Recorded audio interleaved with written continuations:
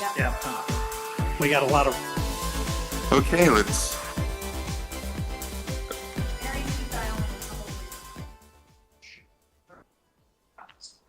Okay, welcome to the organizational meeting of the Board of Finance, December 5th, 2023.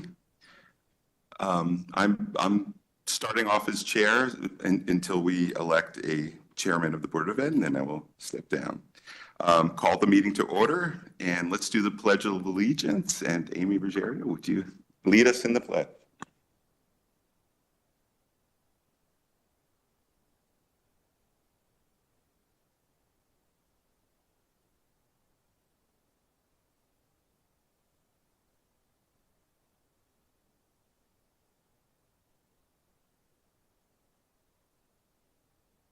Okay, item number 3, to hear, consider, and approve 2024 officers.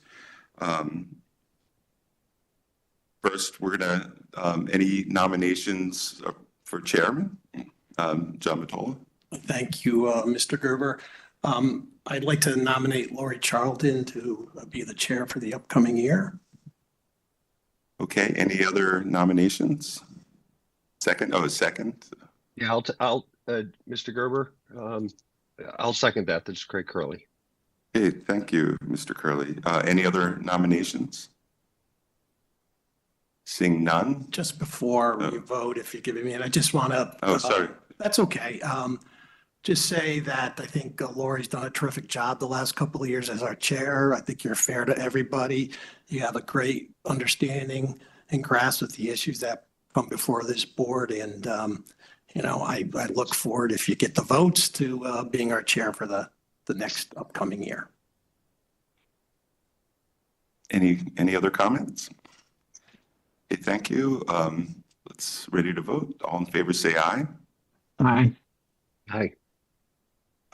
Opposed, say no. Abstentions, it's unanimous. Thank you. Congratulations.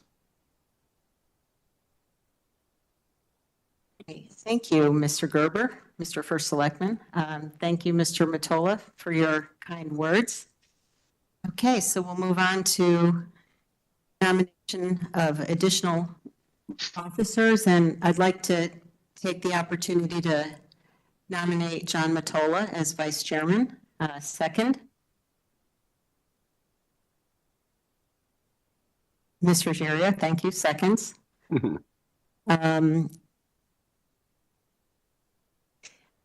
John has been vice chair for the past 2 years. I think he has done an incredible job. He's always been a sounding board and a voice of reason for me personally. I think his experiences as an attorney, as municipal attorney, provide incredible value to the board. And he's, been a great colleague, level-headed, reasonable, and I am happy to support him for vice chair. Are there any other nominations? Okay, seeing none, all in favor of John Matola for vice chair? Say aye. Okay, thank you, everyone. It is unanimous, 7-0 with Ms. Leclerc and Mr. Walsh not here. Okay, nominations for secretary. Ms. Marlene.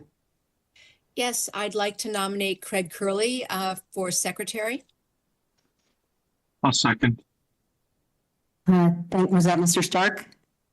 Yeah. Mr. Stark seconds. Thank you. Any comments, Ms. Marlene? Yes, Craig has been a terrific asset to this board. I've really enjoyed working with him, and I think he brings so much talent and great perspective, and I think he'll make a great secretary. Thank you, Ms. Marlene. Any other comments? Okay. Any other nominations? Okay, seeing none, all in favor of Craig Curley as secretary of the board for 2024, please raise your hand. Okay, thank you. It's unanimous, 7-0. Okay, before we move on to the rest of the agenda, just a few moments of personal privilege, if I could. First, I want to extend a very warm welcome to our new colleague, Amy Ruggiero. I look forward to working with you. It's so important to have new perspectives on the board and look forward to your contributions. No obligation, but if you want to say a few words, you're welcome. Just want to thank you and say that I'm looking forward to working with everybody. Thank you. I also want to congratulate Mr. Matola and Mr. Stark on the reelection. It's good to have us all back together again. And thank you very much to my colleagues for your support. It's been an honor to serve as chair, and thank you for entrusting it to me again. So as we start out this new year, we have a new administration to work with. I look forward to working collaboratively with our first selectman and members of his team. With that, I do believe it's important to acknowledge and emphasize the special role this board plays in our town government. We're an independent body, and our function is one of oversight. It's important to work collaboratively with the administration, and I certainly will do so. But the role of this board, the role of this board is not one of advocacy. We are here to question and evaluate the spending proposals and plans that come before us on behalf of the taxpayer. We're here to listen to the administration and also listen to the input that comes from the public. We're here to look for and suggest improvements in how the town does business, how it implements policies and controls to safeguard taxpayer money, and how it plans for the town's long-term fiscal challenges. I believe this administration will not only expect our board to exercise its oversight, they will embrace it because our ability to do that effectively is in everyone's best interests. Theirs, the taxpayers, and the communities.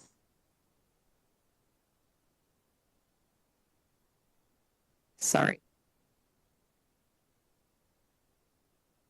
Okay. At the same time, we work with the administration to look for ways the town can improve its practices. I'd like to see us as a board challenge ourselves on ways we can become more effective. One way we can do that is to have each of us on this board commit to at least one active role on the committee. There is a lot of important work that's happened on committees, and there's plenty more work to do. In our last meeting, we talked about the need to reevaluate our policies around fund balance. We've had a number of discussions around our bond and debt policies, and if they're still appropriate to meet the capital needs of the town while protecting our AAA credit rating. Senior and disabled tax relief should be reevaluated to determine if it's working as intended and meeting its objectives. We're promoting affordability for our seniors while remaining affordable for taxpayers as a whole. The Budget Committee is an opportunity to be proactive in evaluating how we can improve that process. The Purchasing Policy Committee should have an important role this year in evaluating whether the policy we just voted on is implemented as intended, determining whether the policy needs modifications over time, and ensuring this board's getting the monitoring reports that are required. And of course, the Audit Committee is vital in its role of reviewing internal audit results and financial controls, as well as evaluating the work of our external auditors. I will be asking board members for your preferences in serving on a committee, and again, I hope we make it a collective goal to all participate and reinvigorate that work this year. So in closing, I just want to thank each of you again for everything you do, for the honor of being your chair. Thank you again. Does anyone have any comments before we move on to the agenda? Okay.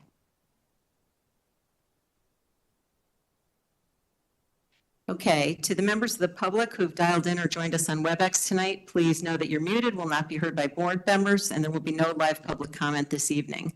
Members of the public are always encouraged to send their comments and questions in writing to the board at bof@fairfieldct.org. And if you do so, please remember to include your name and address for the record as you would with live comment. Tonight is our organizational meeting, so aside from electing officers, we'll vote on our meeting schedule for the upcoming year later in the agenda. We also have a number of other items of business, including grants that require a vote and follow-up discussion on other financial issues from previous meetings. So with that, we'll move to item 4. And I want to let the board know that the resolution included on the meeting agenda was modified at the Board of Selectmen meeting yesterday, December 4th. The modification involved changing all of the numbers in the first paragraph of that resolution. So I'd like to make a motion to waive the reading of the resolution in the agenda, and then following that, introduce an amendment to the resolution that's consistent with what was passed by the Board of Selectmen. So I'll second. thank you, Mr. Testani. All in favor of that? Okay. Madam Chairman, do you have a copy of the changes? I can email it, and I will also read it out loud. Is there a reason the administration did not provide that today or before this meeting? Because that's what normally happens. Let me see if I can. Jared, can you email that to the board members? Yeah, I'd be happy to. I thought it made it into the backup. No, it did not make it into the backup. I got it this morning. So again, all it changes is the numbers. The rest of it is the same. Okay, so I'm going to go ahead while you do that and make a motion to strike and replace the first paragraph of the resolution on the agenda to read as follows. Resolved that to achieve the purposes of the Federal Emergency Management Agency's Port Security Grant to maintain or reestablish maritime security, funds be and hereby are expended in the amount of $43,015 to offset the maintenance costs of the police department's marine vessels. 75%, $34,412 of said maintenance costs be funded by the PSG grant, and 25%, $8,603 of said grant be matched by the Fairfield Police Department over a 3-year budget cycle. Excuse me, thank you. That's $2,868 in the first fiscal year, $2,868 in year 2, $2,868 in year 3, as administered by the Federal Emergency Management Agency. And further resolved that First Selectman William A. Gerber is authorized to make, execute, and approve on behalf of the town of Fairfield any and all contracts for amendments thereof to secure said grant. So can I have a second on the motion to hear this amended resolution? Mr. Mottola. Okay, so the materials for this item begin on page 1 of the posted backup online, notwithstanding those small changes in the numbers. And we have the police chief here, Chief Calamaris, to present, along with Mr. Schmidt for any questions. Welcome. Madam Chair, just so I'm clear, the numbers as amended are what was discussed at the Board of Selectmen meeting, correct? Yes, the numbers that I read, the amended numbers were what was voted on at the Board of Selectmen. So they were amended and changed at yesterday's meeting. I So, got it. yes. Okay, thank you. Can we ask the administration, when that happens, could they please immediately send us those changes? Yes. So that we don't have to be sitting here talking about it and asking the reasons why and all this other stuff. Absolutely. Thank you. Thank you. All right. Hello. Good evening, everybody. Thanks for having us. So related to the Port Security Grant, the Fairfield Police Department has been involved with FEMA's Port Security Grant Program, PSG. Since 2010, the PSG fully funded the 2011 33-foot safe boat and funded 75% of our 2015 23-foot safe boat. The PSG program funds sustainability grants used to offset the maintenance costs of the above listed assets. Upon receipt of a PSG award, it has a 3-year cycle. The PSG sustainability funding is a 75-25 match grant. Fairfield Police Department funds 25% of the total award over a 3-year budget cycle. The purpose and justification, the Fairfield Police Department utilizes PSG sustainability funding to offset maintenance costs for the Marine Unit vessels. And the Marine Unit is mainly responsible for water patrol, water rescue, mutual aid, beach surveillance for major events. The full award is $43,015 over a 3-year cycle. FEMA provides 75% of that, which equates to $11,470.66 per year. And the police department match is $2,867.66 over 3 years, each year. Thank you. Questions from the board? Mr. Testani. Hey, Deputy Chief, how are you? Thank you for coming tonight. Just a quick one on where does the funds come from in the police department match? What budget item? I'm guessing it's in the police department budget, right? I was just curious which. Yeah, we pay for that out of our maintenance and repair line for automotive. Okay, thank you. Thank you, Mr. Testani. Mr. Walsh? Are there funds to cover that for this coming year, or is this going to be for the following fiscal year? Is it going to be this fiscal year where the first funds come out? Do you have the funds in that account right now to cover it? Okay. We do. Why, is there always a maintenance number in that account you just talked to Mr. Testani about? We always budget a certain amount for maintenance and repair. Yeah. And this was an interesting year because the last 3-year cycle ended before approving this amount of funds. So we did pay out of that budget line. And this is for both boats, the maintenance on it? Correct. Does, were one of these two boats, one is the ones that we saw pictures of was partially, didn't it partially sink or partially, something, it seemed like it was underwater? Nope, that was a fire boat. Okay, okay. Did we ever get insurance money for that, Chair? Okay, thanks. That's Thank all I you, have. Mr. Thank you Walsh. very much. Other questions from the board? Okay, seeing none. All in favor of approving the amended resolution, please raise your hand. Okay. Opposed? Abstentions? Okay. Mr. Stark, I didn't see you raise your hand. Did you vote in favor? Okay. All right. It is unanimous, 8-0. Thank you. Madam Chair, before we move on to the next item, might I ask that you try the microphone, a different microphone, because the audio on your particular microphone is not great. The others seem to be working okay. Okay, let me do that. John, you might want to get another one.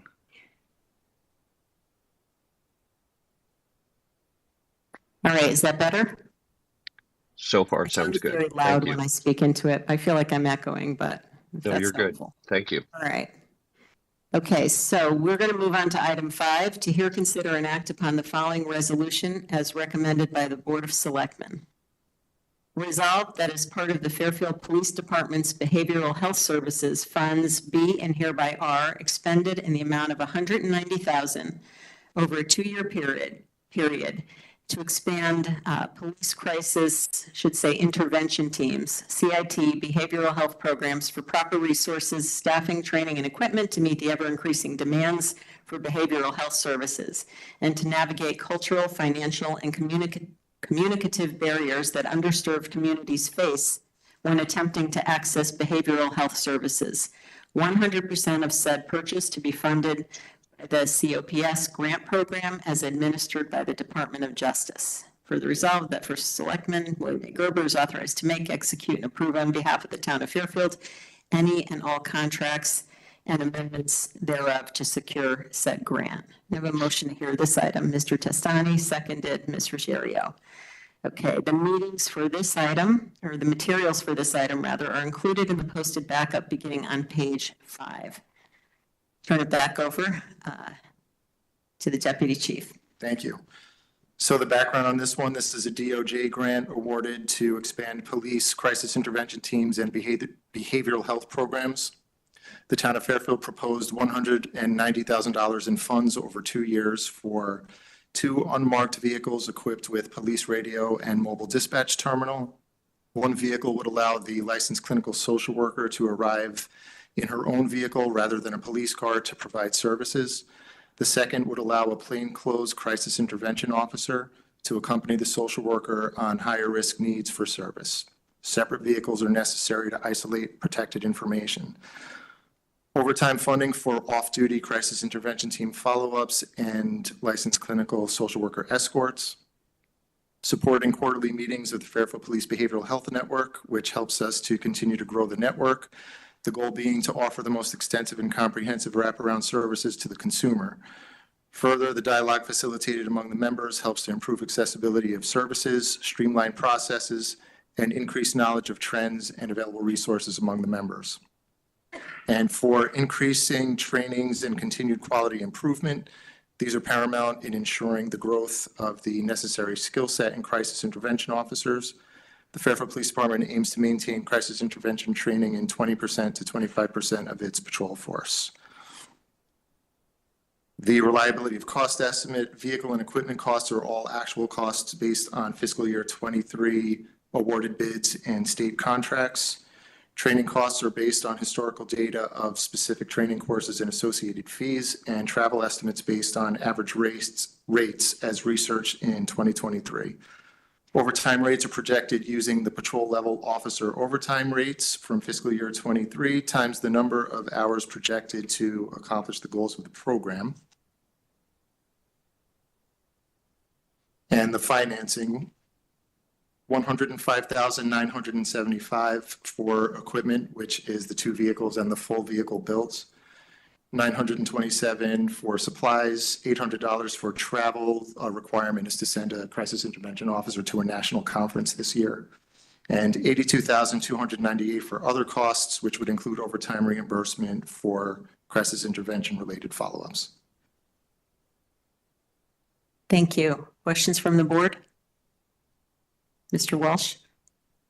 Deputy Chief, when you said that there is 2 separate vehicles, one of the reasons you used to support that was you said something about security. Is that because the police officer or the licensed social worker cannot have access to your records and that may be available to equipment in your cars? Is that correct? Yeah, there are 2 reasons for the separate vehicles. One is that the clinical social worker might be handling one case while a crisis intervention officer is handling another. There's also HIPAA protected information that the licensed clinical social worker would not necessarily want the police officer privy to in certain cases. And in other cases, there might be protected criminal or juvenile information that the social worker would not be privy to. Okay. Now, is this DOJ grant, is this being given to every community or we have to apply for it and we were lucky enough to get it? We were lucky enough to get it. Okay. Thank you. Thank you, Mr. Walsh. Mr. Testani? Yeah, thanks, Chair. If I'm just curious, so the statement the police department aims to maintain CIT training in 25% of its patrol force, is that like a standard? Do other departments meet similar criteria? The Connecticut Alliance to Benefit Law Enforcement is, they really set the standards for what crisis intervention teams in Connecticut should aim for. And they tell police departments aim for 20 to 25% of your patrol force to be certified. But it could be more, correct? Then I'm guessing that would be dependent upon the amount of calls, what type of calls they are, the following criteria to demand more of a patrol force. To be honest, I thought it was a little bit more in terms of the amount of patrol officers that are the CIT trained. So perhaps in the future, as demand grows, and I firmly believe it's going to grow, we can increase the amount of the patrol force is it certified? Am I using the right term? Correct. They go through a 40-hour certification course. And what ends up happening is a lot of our CIT officers either move to different divisions or promote, and then we have to replenish that training. And just so I understand, to kind of dovetail off Mr. Walsh's question, on the second car, is that something in existence now? No, it is not. Okay, so right now, the licensed clinical social worker has one car, correct? No, she doesn't. Okay, so this grant basically takes 2 cars we don't have currently and authorizes funding for those cars for these specific situations. Is that right? Correct. Okay, very good. Thank you. Thank you, Mr. Testani. Other questions, Ms. Marmion? Thanks. Excuse me. Thanks. I'm wondering if also part of this grant is oriented towards the protection of the youth, of the person being visited, that anonymity in terms of somebody coming up to their house, et cetera. You don't want to raise alarms in the neighborhood. You just want to go in somewhat anonymously. Am I misunderstanding that? Is that part of this?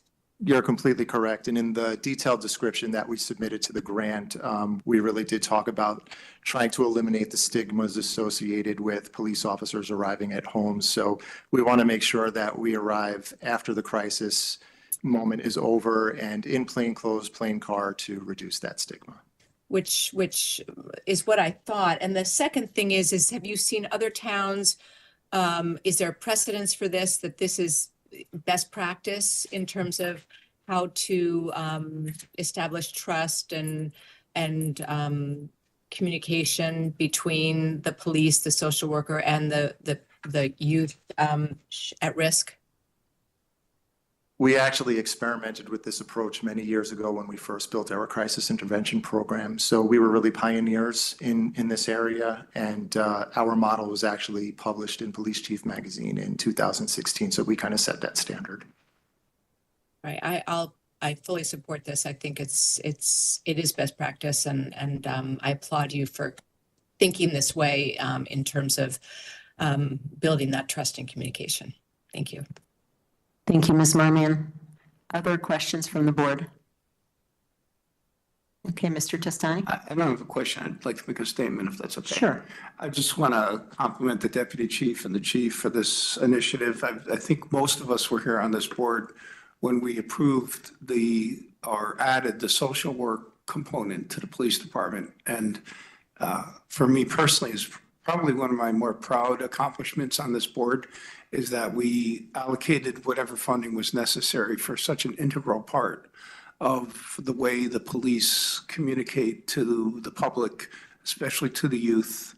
And I think at the time, the then captain blew most of our socks off with that presentation. And I think it was kind of a no-brainer. If I remember, the vote was unanimous to bring that social work on board. And she herself is a supreme example of what the department is capable of, what the program is capable of. And I think we all have a lot to be proud of just in the social worker herself. And I'm looking forward to this program moving forward. And again, want to compliment the chief and the deputy chief on their exemplary service to this town.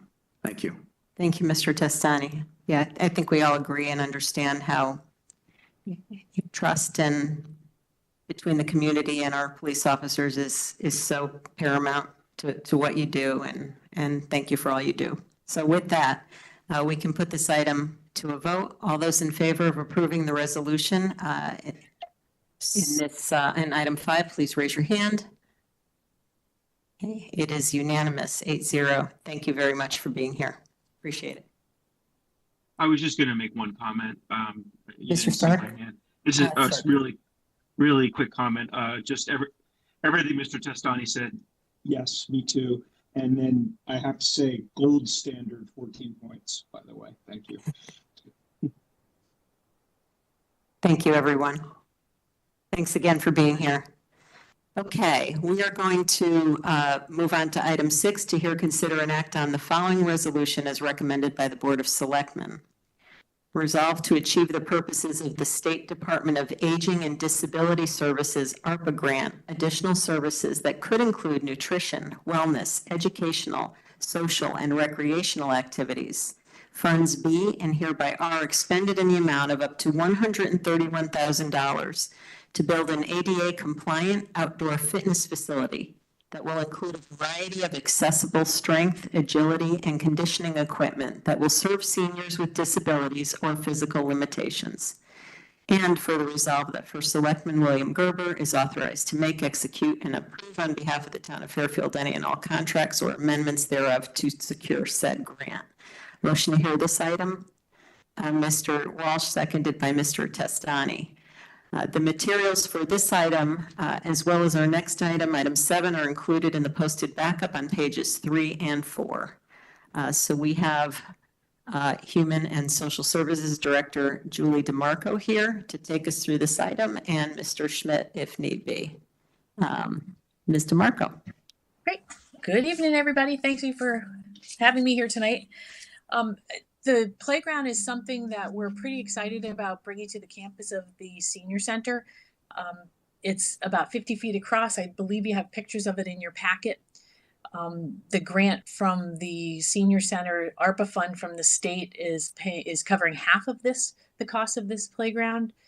I did want to clarify, last night, the first selectman had asked about whether or not we had consulted with risk management, and we hadn't. So I did do that today and was told there was no difference in risk from any of our other playgrounds or facilities to add this one to our facilities in town. I did want to mention that access to the playground and workout space will be from, people would park in the back of the senior center by the health department, portables, go up the trail, and then access around Child's Garden, because that is a fenced off area, or from Oldfield School. And I'd be happy to take any questions. Thank you, Mr. Marco. Questions from the board? Mr. Walsh. Good evening, Julie. Hey.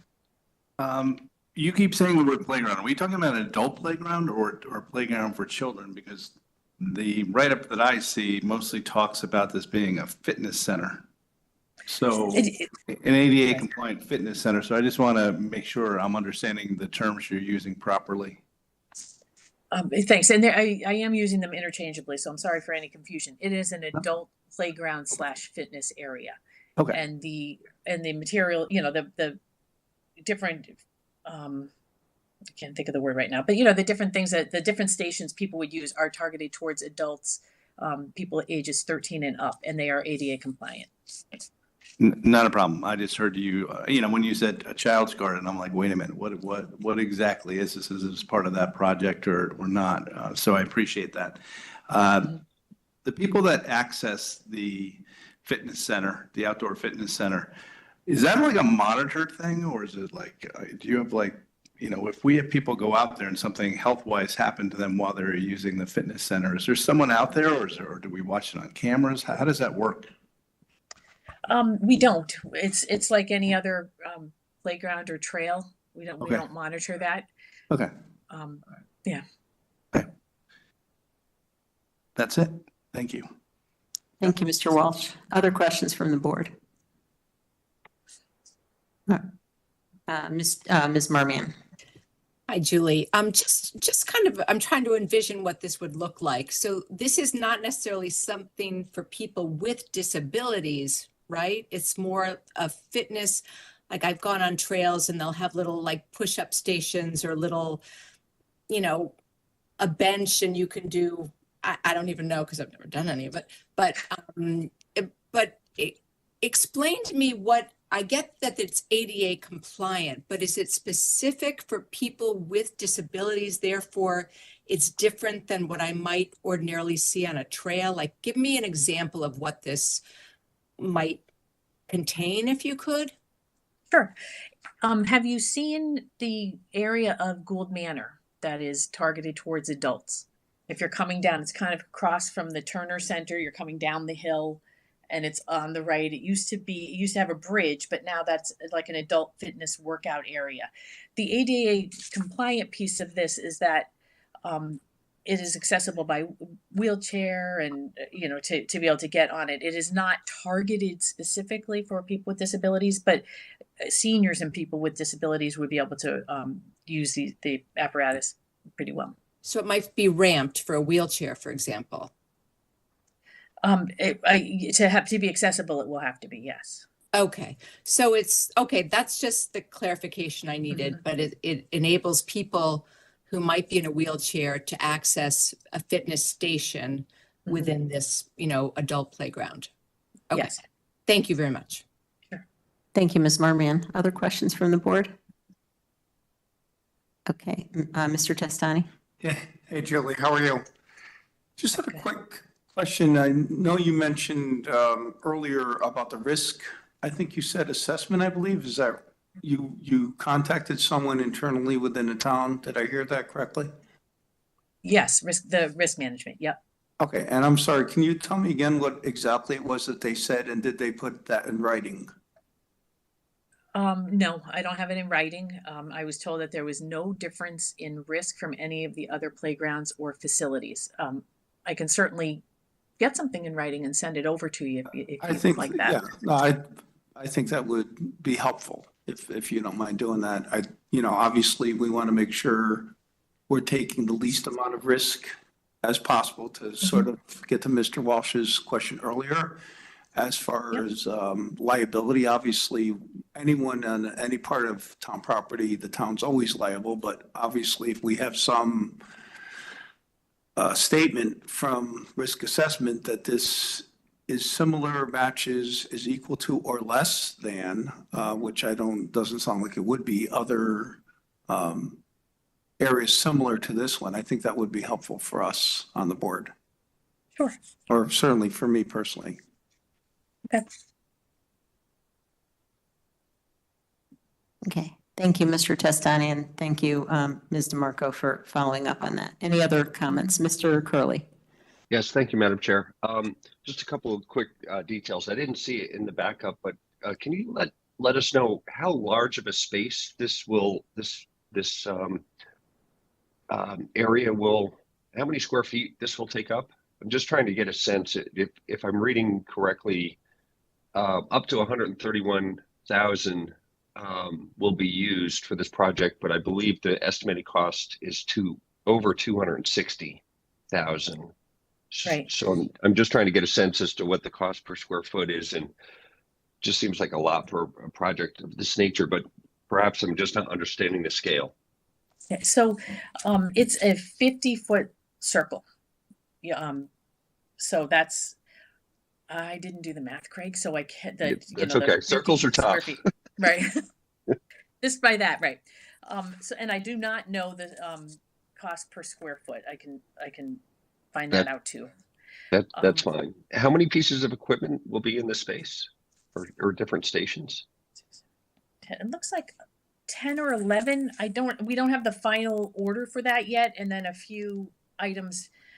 I know the pictures I sent you were small, but I can send a better picture of what there's a elliptical, an arm rowing machine, an arm biking machine, a biking machine, this really cool bridge that is different textures with handles to walk on, weights, balance, swings, and other things. But I'll send you the larger picture and the list of equipment. I thought I had included the list of equipment. And also the second item on from this area on the agenda, the next item is the other half of the payment for the playground. The grand total is 261 and change. Yep. So this is the first half of it. Got it. Great. Okay, that's all I need, Julie. Thank you so much. Appreciate it. My pleasure. Yeah, thank you, Mr. Curley. Yeah, the next item, it just looks like the grant is sourced from a different agency, so going toward the same project. Ms. Ruggiero. Hi, thank you. Hi. I just wanted to understand, you mentioned Gould Manor. How many other locations do we have around town, and what is the usage today? That is the only one I am aware of, and I don't know that's we can ask Anthony about that, and I can send that information along. I don't know what the usage is. I don't know that they monitor how many people are on each playground. I don't know that it has cameras, but I can certainly ask and find out. Okay, thank you, Ms. Ruggiero. Any other questions from the board? Okay, seeing none, all those in favor of approving the resolution set forth in item 6 of the agenda, please say aye. Aye. Aye. Okay, it is unanimous 8-0. Moving on to item 7. To hear, consider, and act upon the following resolution as recommended by the Board of Selectmen. Resolved to achieve the State Department of Economic and Community Development's purposes of expanded programming. A portion of $350,000 in funds be and hereby are expended in the amount of $140,000 to build an ADA compliant outdoor fitness facility that will include a variety of accessible strength, agility, and conditioning equipment that will serve seniors with disabilities or physical limitations, and further resolve that First Selectman William Gerber is authorized to make, execute, and approve on behalf of the town of Fairfield any and all contracts or amendments thereof to secure said grants. Motion to hear this item, Mr. Mottola, seconded by Mr. Testani. Any further comments on this one, Julie? Just by way of explanation, this is a allocation that we received in the state budget this year as a lovely surprise, and this is the first piece of it we'd be using, and that would go towards matching the other grant to make this playground a reality. Thank you. And can you just clarify, so that these two grants together cover the entire cost of this playground? Yes, yes, and the $350,000 grant that we're talking about now, this is a portion of it, and you know, we're hoping to be able to use the rest of it on senior center improvements in the kitchen, but we don't have that plan yet, and we would come before you prior to that. That does leave us about $210,000 in that pot, that pool of money. Thank you. So, yeah. Okay, appreciate that. Any other questions on this item? Mr. Walsh. Julie, I understand more of the money's coming from this 140,000 out of 350. Do you know what you're going to be using the other part of the $210,000 that's left, or you're figuring that out during the year? What we would like to do is renovate the kitchen. You know, we had allocated for us the ARPA funds of $850,000 during COVID, and the kitchen estimate came in much higher, and the bids came in much higher than we expected. So we are waiting to complete the bathrooms and the HVAC from that ARPA set of ARPA monies, and then if there's anything left in that, combined with whatever's left in this fund, we would like to renovate that kitchen. How, like, percentage-wise, how much more were the estimates over for the kitchen? Do you know?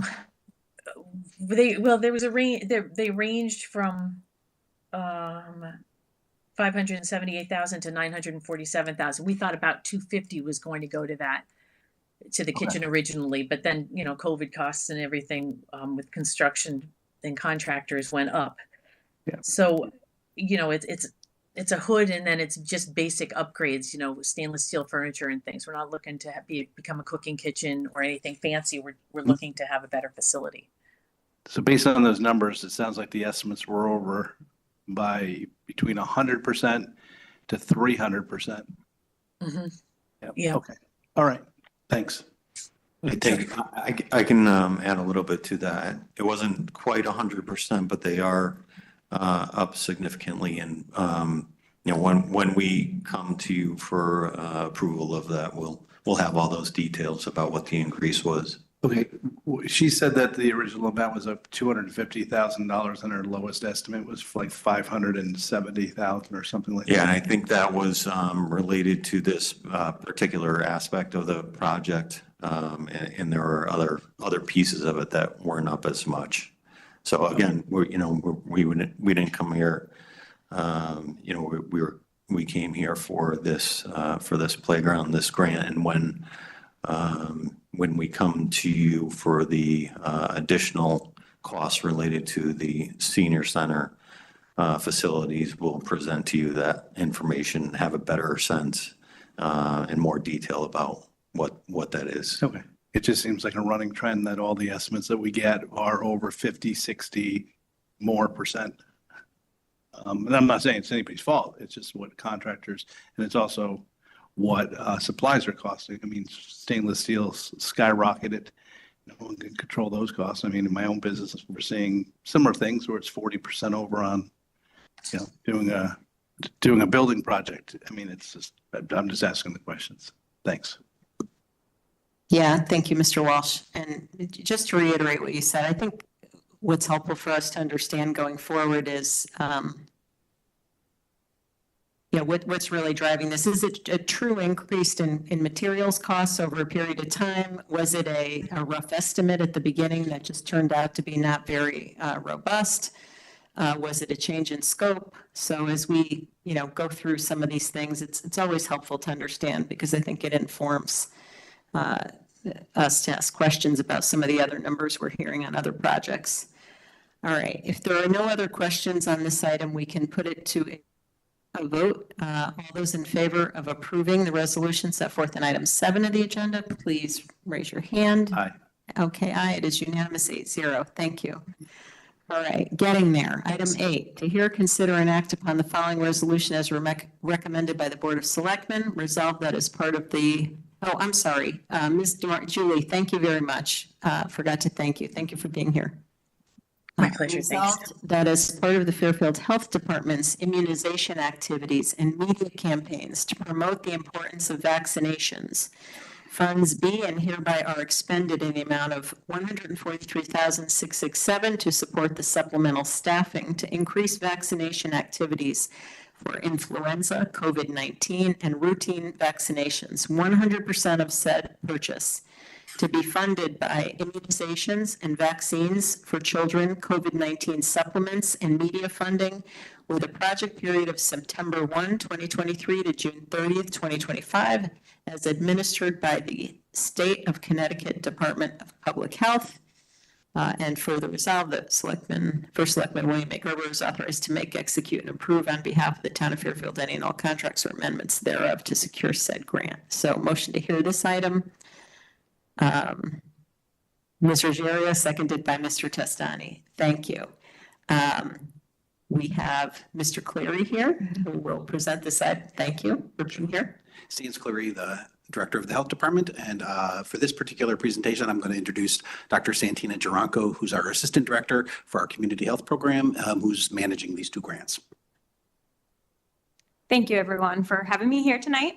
So just a little background, this is a federal grant that the state was awarded, and the state has trickled it down to the local level. So the health department has been awarded $143,667 to be spent from September 1st, 23 to June 30th, 25 for activities related to COVID-19, flu, and other immunizations to the community. So with this money, we plan to hire one part-time immunization support nurse and one part-time community health worker to increase our vaccination capacity and outreach. And I just want to point out, additionally, as required by the grant, $51,573 must be allocated for media funding. So this includes advertising and printing, which will allow the health department to hire a media company to develop and distribute educational campaigns to promote vaccine confidence. Thank you. I should have pointed out the materials for this item are included in the posted backup on page 10 if anyone didn't see those. Questions from the board? Mr. Testani. Yeah, hi, Doctor. Thank you for coming. Hey, Sands, how are you? So just quickly on the additional personnel, it's clear in my head, the health and benefit piece, is that also being funded by this grant? And what happens when the grant expires? Do they then become Town of Fairfield employees? I just want to get some clarification on that. Yeah, so this grant is just to help aid our capacity during this time. So, once the grant ends, the support person and the community health worker who will do that outreach will disappear unless we get additional funding. As the health department, we do have that capacity. We do have a part-time public health nurse, and we have our school nurses. And so we are able to do vaccinations, and we do education around it as well. Do either of these positions have any allowance for potential benefits at all? Health benefits or any other extraneous spending that may be outside the scope of this grant? Both the positions in the grant are part-time positions, so they have no benefits, healthcare benefits or other things, other than a very small Social Security contribution that we've included in the grant. Okay, and just real quick on the media marketing subcontractor you have in this, that it's to be determined 35,000. I know it sounded like you had more allocation than 35,000, right? Yeah, so you'll see there's like printing and advertising that's included in the budget. So there's like two different line items for that. One of it is what the media company will produce, and part of the secondary printing is what we would do kind of in-house for our supplies. So this media marketing subcontractor, they'll come under yours and Sands's supervision? Is that how that's going to work? Because they're a subcontractor, so I guess in essence, they'd be reporting to you as the doctor in charge of these grants, and obviously, ultimately to Sands as well. Correct. Great, thank you. Thank you, Mr. Testani. Other questions, Mr. Walsh? You might have just covered this, but I just want to be clear about it. So if this grant is not renewed, you're going to let these two people go? Correct. Okay, just want to make sure. And can you explain to me, I understand the vaccinations for the COVID-19 supplements and for the flu vaccine, which, first of all, I want to compliment you on the program. I've used it. You guys have always done a great job with them. So I'm a big fan and supporter of those. But when you start talking about the children's vaccinations, are they done at the school? They are not. So I believe 2 years ago, they got rid of the the religious exemption. So all students are required to have certain childhood immunizations before they can start school. And so pretty much in the month of August, they come to anyone who's out of compliance. So their doctor's office doesn't have the vaccine. There are some doctor's offices that might not be doing certain vaccinations. They can come to the public health nursing office and we do that. And I would just add to that, we've always had a well child clinic that has always offered pediatric vaccinations. So we are this is just supporting that further and promoting that further. Okay. Are these vaccinations for the children free of charge, or do they get billed against people's health insurance? They're free. They're free. Okay. And but if they went to their doctors, they would not be free, correct? So let me just clarify, flu, COVID, if the individual has insurance, we will charge insurance. If they don't have insurance, there are state programs. That's essentially why we have the Well Child Clinic, and there are other state programs where we can provide any vaccination to any child for free if there's an inability to pay. So either way, if a child shows up, they'll be vaccinated, and if they don't have insurance, they won't pay. Okay. So really, it's not any additional vaccines that you're going to be like rolling out. It's like it's not going to be like, you can get a tetanus shot if I'm 10 years past my date of getting a tetanus shot. You're going to be running out of clinics. We're hoping that this will expand our vaccination capacity, but not the variety. Okay. All right. Thank you. Thank you, Mr. Walsh. Other questions, Ms. Ruggiero? Hi, thank you, Dr. Sands. Just a quick question. On the cost here, it's covering the salary and wages and the advertising associated with the benefit of this. What about the cost of the actual vaccination, the vials, et cetera, that you need? So per this grant, we're not allowed to use any funds for the cost of vaccinations. But we do have a separate fund that we purchase vaccine and now COVID through and the childhood vaccinations. And that's already in the budget? Yes. Thank you. Thank you. Other questions from the board? Okay. Seeing none, all those in favor of approving the resolution set forth in item 8 of the agenda, please raise your hand. Aye. Aye. Okay, it is unanimous, 8-0. Thank you, everyone. The last grant, last but not least, item 9, to hear, consider, and act upon the following resolution as recommended by the Board of Selectmen. Resolved that as part of Fairfield Health Department's continued efforts to further workforce development by retaining staff, funds be and hereby are expended in the amount of $152,729 for the cost of Fairfield's continued efforts to further Fairfield Health Department's workforce development by retaining staff. 100% of said purchase to be funded by the Public Health Workforce Development and Infrastructure Grant as administered by the State of Connecticut Department of Public Health. Further resolved that First Selectman William A. Gerber is authorized to make, execute, and approve on behalf of the town of Fairfield any and all contracts and amendments thereof to secure said grant. Motion to hear this item.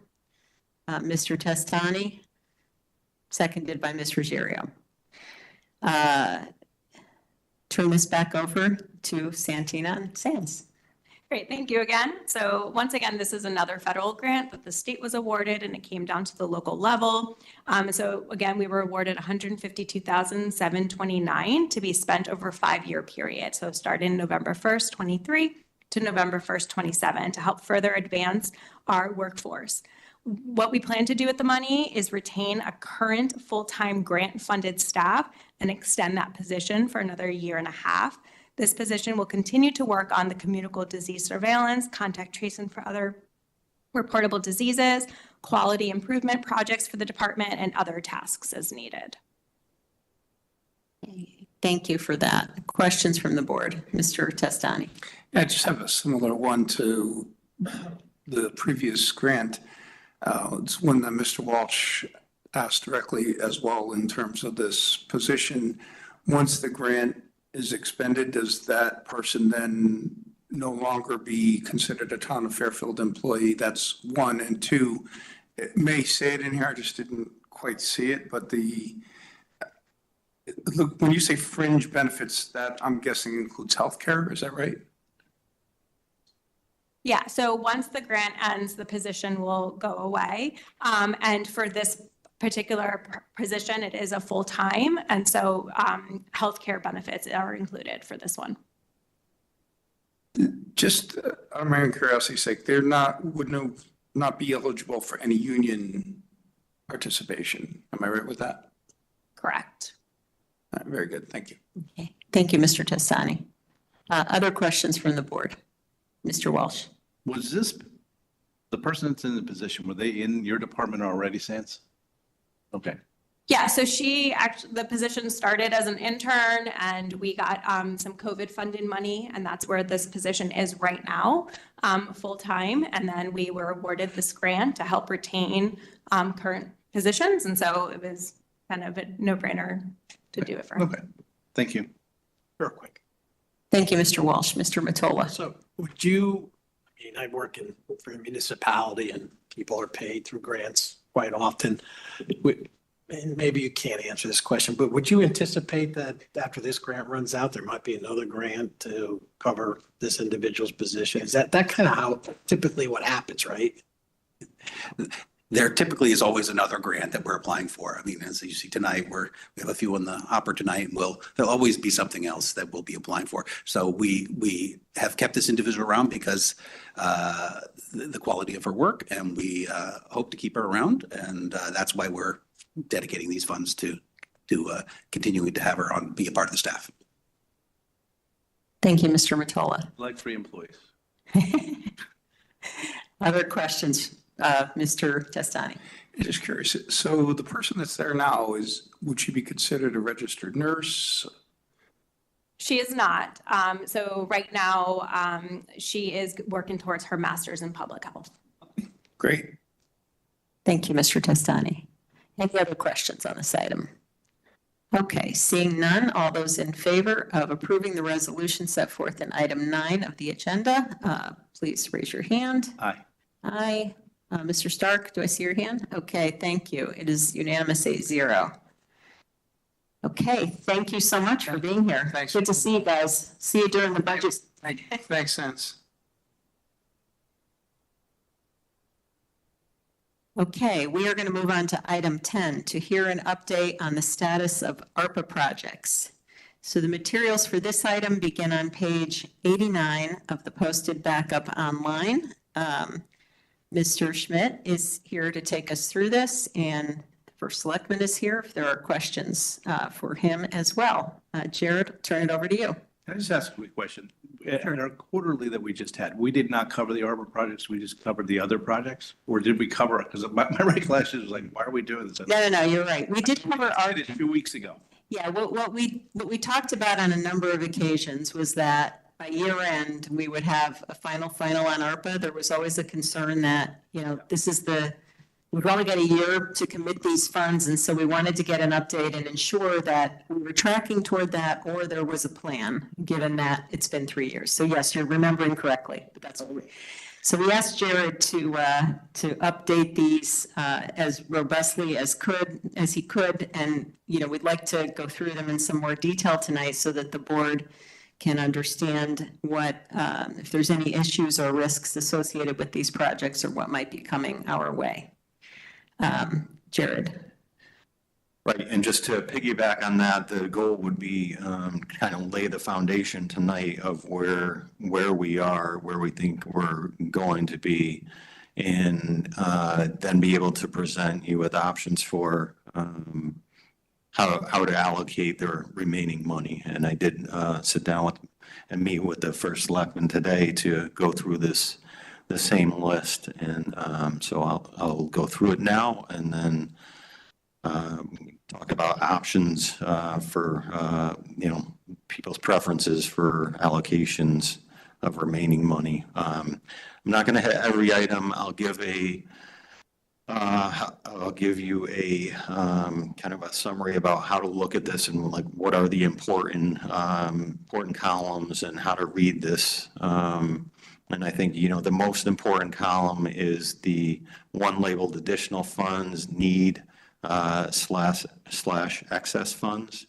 And so what that's going to tell you is that's us projecting into the future where we think this is going to end up. In some cases, we can actually say that the project has been completed and we know where it stands now and where it's going to end up. In other cases, again, it's a projection. So the paving and sidewalk repair, that's completed. Madam Chairwoman, can we just have the page number on the documented backup that we're starting on? Thank you. Sure, it's on page 89 of the posted backup. All right, so paving and sidewalk repair, it's been completed. I think the best case scenario is when you see a 0 there or nothing there, that means we believe that it's either has all been expended, is on budget, and is what we had projected and allocated for this particular project.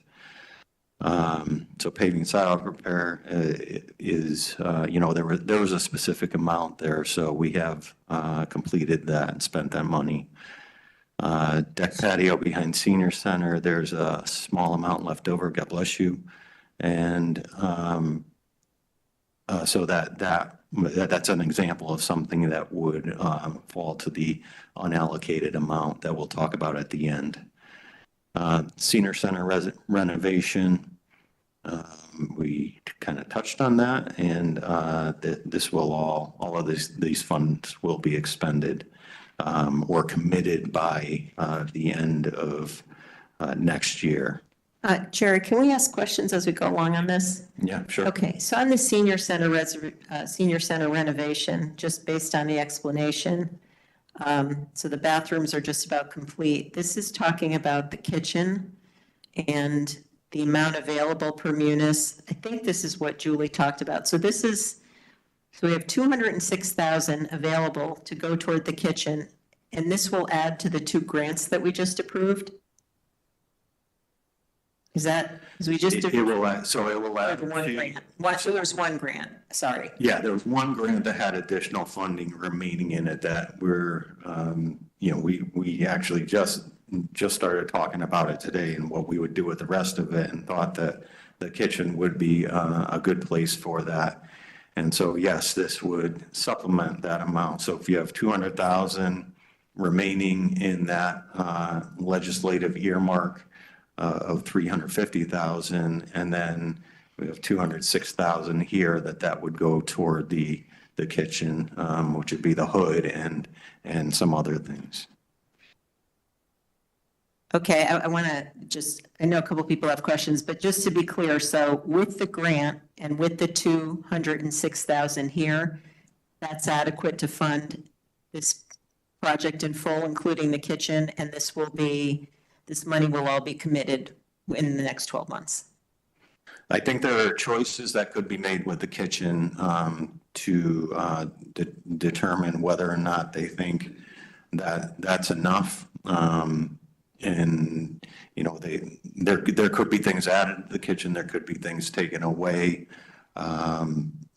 So those are going to be conversations that we'll have that haven't happened yet, as far as what the full scope of that's going to be, in how much of what was initially anticipated, how much of that could be covered with this funding. Okay, I think and I want to get to the other questions. I want to make sure that this schedule is in sync with the waterfall.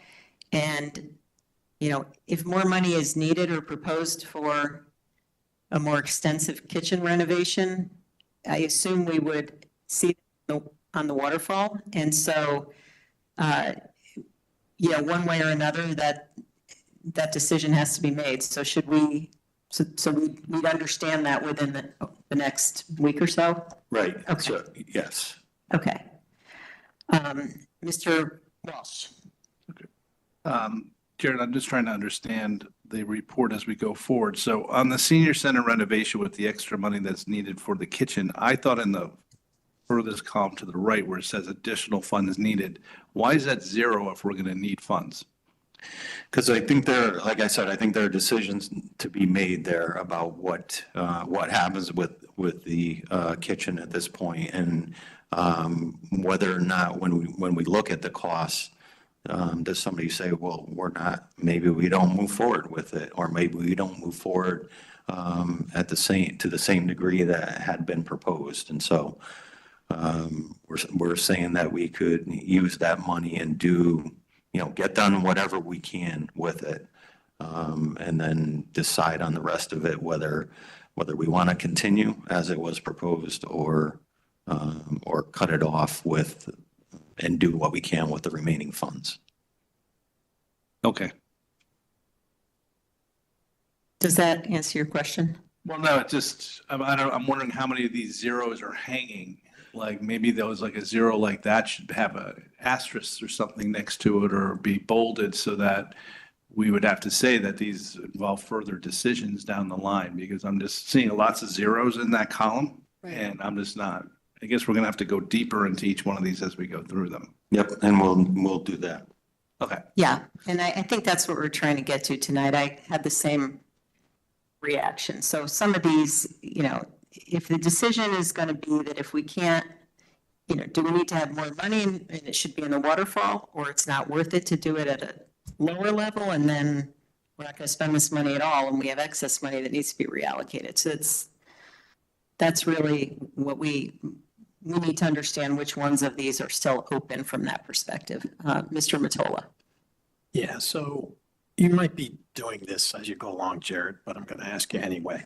And just remind me, we have to have we have to have these projects encumbered by the end of 2024, correct? Yes. All right. And then the money spent by, is it 2027? Six. All right. Encumbered meaning you have contracts signed for the work and that type of thing, not just the fact that we voted on it as a town body. That's right. All right. And so you when you're going along in these things, if this may be very self-evident, if you think there's going to be an issue with encumbering these by the end of 2024, you're going to point those out, I take it, right? Okay, thanks. Okay, thank you. So I'm sure there'll be questions about the downtown resiliency, so maybe hit that one. So, and that's a great segue to what Mr. Mottola was just saying. After further conversation, even over the last few days with Bill Hurley, we don't think that this is going to move forward at the way it was proposed. There are going to be there's potentially permits involved. Obviously, we're going to have to go out to bid. There are too many question marks with this one to be able to get to the point where we would do construction work on the project. So what we're proposing to do is to do the design work here, and then this can be done and accomplished in phases, the construction of it, and that would be included in the capital plan. And so the net of it, although it's not on your sheets because we just had this conversation in the last few days, would be that there would be $956,000 left over in this of this allocation after funding the design work. Okay, so I don't know if anyone else has questions. So out of the $1,420,000, we're going to be spending, so there'll be $950,000 left over. So that means we will expend $450,000 on design of the ARPA money. And then if this project goes forward and if the estimate's a good one, we would have to include $1 million in the waterfall to execute on the design. That's correct. To do this first phase would probably be, after looking at it further, I think it's going to be closer to 1.2, 1.5 million. Okay, and that is not currently, that's not in the last iteration of the waterfall that we saw. It's not. Okay. Questions on this? Ms. Ruggiero? When funds aren't used, do we lose them or can we reallocate them? As long as we reallocate them in time by that deadline next year, at the end of next year, before that deadline, then we'll be fine. So as long as they can be reallocated and then encumbered by the end of next year, which is why I wanted to try to get all this done by the end of this calendar year. But does it have to be for the same project or could it be allocated to a totally different project? No, it can be reallocated to a different project. However, that's going to require approval from the boards. Thank you. Yeah, thank you for that question. So as I understand it, it will require approval from all three boards, and then a commitment means like a physical purchase order. So meaning if it's a project that requires a bid, like there's multiple steps. So, which is, we got to get cracking. Agreed. Well, we always have the water pollution control stuff. We have about $200 million of stuff we need there, so we could always just package it up and put it towards that. Well, we have a lot of things we could put it toward, but again, I would just get back to, I mean, we've approved money for the WPC up to a year ago that still hasn't been committed. So some of these things have a very long lead time, as this board knows, and I think that's the key here. This money is supposed to, it really needs to go to shovel-ready projects, or we're not going to be able to commit it in 12 months. So, all right, so when all is said and done, and this schedule will ultimately be revised, but we should expect to see 956 in that right-hand column. That will ultimately be then, you'll have a proposal to reallocate that. Okay. Right. Okay, Rooster River. Okay, Rooster River, we plan on this all being expended. There are, I believe, a number of different phases to this project. And so, we're confident that by the end of next year, that this will all be committed. There was a presentation that was done specifically for that community, that area there, month and a half, 2 months ago, where all of this was laid out as far as where the 3 different retention areas are and what the different buckets of funding were going to be, because this is not the only grant that we're getting related to Rooster River. There are other sources of funding for Rooster River. Okay, I have a question on this, but does anyone else have a question first? Okay, Mr. Schmidt, can you just tell us, so you said you're confident this 2.8 million will be committed. Looks like we're awaiting permits and some other things. And there's multiple phases of this. So I guess I have 2 questions. Can you just describe how close we are to issuing POs on this thing? What exactly is the phase 1 that the 2.8 is going to be encumbered toward? When exactly do you think that's going to happen? And similar to the last question, is there more? I just don't remember. Is there more on this in the waterfall? And is what we're going to do in phase 1 when we spend this money, is that going to require money in the waterfall?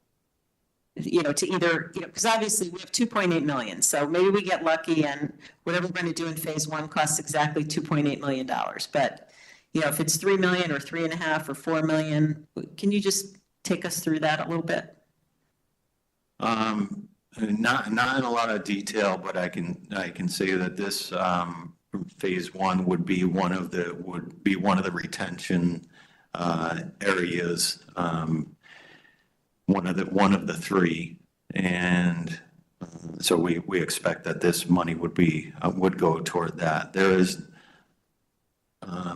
my recollection is there's nothing and the capital plan that's going to be bonded for the phases that have been identified so far, and the costs that have been identified so far. And that money is coming from grants that we that have gotten approved or we expect to get approved. But I'm happy to have Bill Hurley come and talk more about this. I can also, the other thing that might be helpful is if I send you the presentation that was done. I think that would help lay out what how they intend to spend this money. Yeah, the timeline would be helpful. And also, if this money is for phase one, let's say, what is the estimated cost of phase one, and what is it based on? Do we have, do we go out to bid on this, and do we have a cost to line up against the remaining available funds in here? Yeah, so these are our internal estimates, and we'll, I can send you that. And then. Okay, so so just the stage, then that means we're awaiting final permits, and we would also have to bid this and then commit to a bidder within the 12-month period. And then depending on what those bids come in at, that could affect the waterfall up for phase one, or there could be additional grants, is what I heard. Yeah, right. Both of those things could happen. Either one of those things could happen. Okay, so this one is got some certainty to it, it sounds like. Okay. Mr. Walsh. Yeah, if we can get a presentation either by Mr. Hurley or see the presentation, if you think that'll help explain it. I'd like to get my hands around, because I was thinking that this money would go a lot further along to solving some of the Rooster River problems than it does. It's only one phase. I don't know if all the phases are approximately $3 million, that's $21 million, but that'd be a great leap of faith. Plus, what I'd like to see when it's updated is kind of like what you did in the one beforehand, where the remaining phases, you put an estimate on what the costs are. Are the remaining phases, like I said, another $18 million, or the remaining phases $350 million? I would like to kind of get some sense from Bill on rough numbers. I know these are rough numbers, and I know they'll go up 30 to 40% a year from now until they're done, but it'd be nice to kind of understand what needs to be done to solve the Rooster River issue. Because I think some people here who live along the Rooster River or are affected by the flooding over there hear that we have ARPA money and they think it's going to solve the problem. And clearly it's not.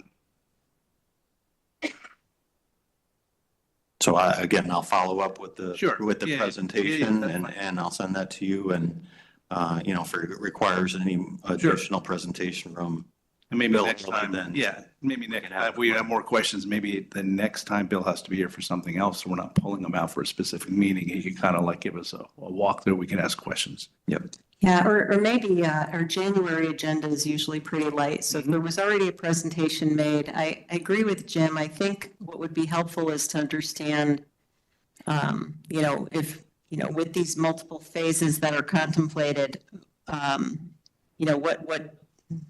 do 2 to 8 look like in terms of magnitude? And because at some point, a decision's got to be made, seems like, to get those on the waterfall. And if they're not there at all now, and this ARPA money just kind of takes the first nick at it, then at least we know, and we can, or, the administration can consider how to prioritize the cost of those next phases. Don, did you have a question? The only thing, Jared, if you think of it, this always makes me nervous, waiting for permit Army Corps. That could be 2 years, so just ask Bill. We may not be alive, John. They get to the bottom of that pile. I like the information to be updated as much as possible. So I talked to him yesterday about it. So I guess he doesn't think it's an issue, We have to get the permit before, right, we can do anything and encumber the monies and so that's all. I don't want to belabor it. You know where I'm going on that. I understand. Yep. Yeah, exactly. I mean, if the permits are sort of, we might need to Yeah, at some point, I'm sure the administration's going to have to figure out if any of this money just gets swept into an existing project, just to make sure we don't lose it. But, so any other questions before we move to traffic lights? All right, Jared.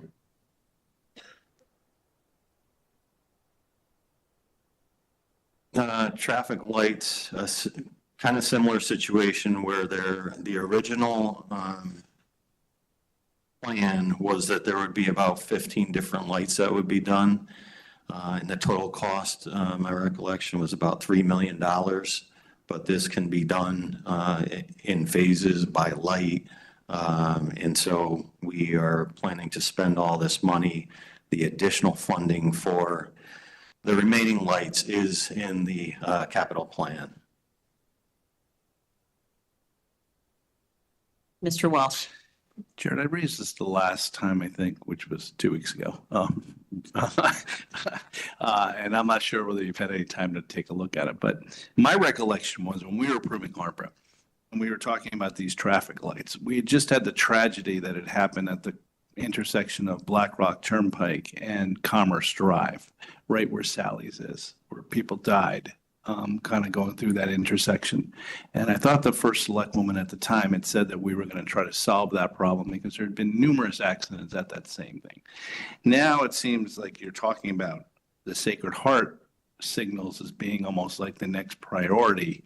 And I'm not just sure how these priorities are determined, because when I voted on it, I was voting on it for the tragedy that happened at Commerce Drive and Black Rock Turnpike. And now I understand there's been another tragedy at Sacred Heart, but that had nothing to do with the traffic lights. It had everything to do with one of the students there being intoxicated and flying through an intersection at 80-something miles an hour and going airborne.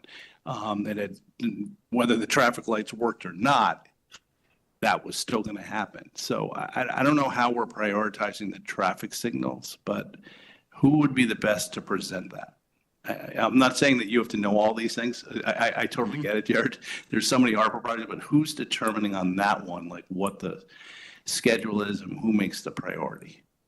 So I know Sacred Heart is singled out in here. I'm not going to read that as that's a priority and that's the first project. I think it's listed as an example.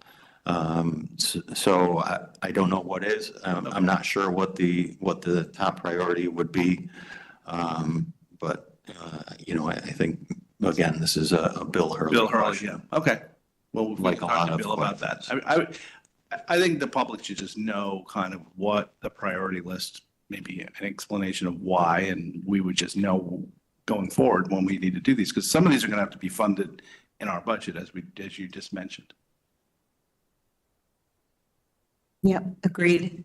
Yeah, maybe what would be helpful too is, and in some cases it's evident, but if it's not, it would be good to line up the department next to these, similar to how we have on the waterfall. It'll say engineering or police or whatever, so that we know that. And,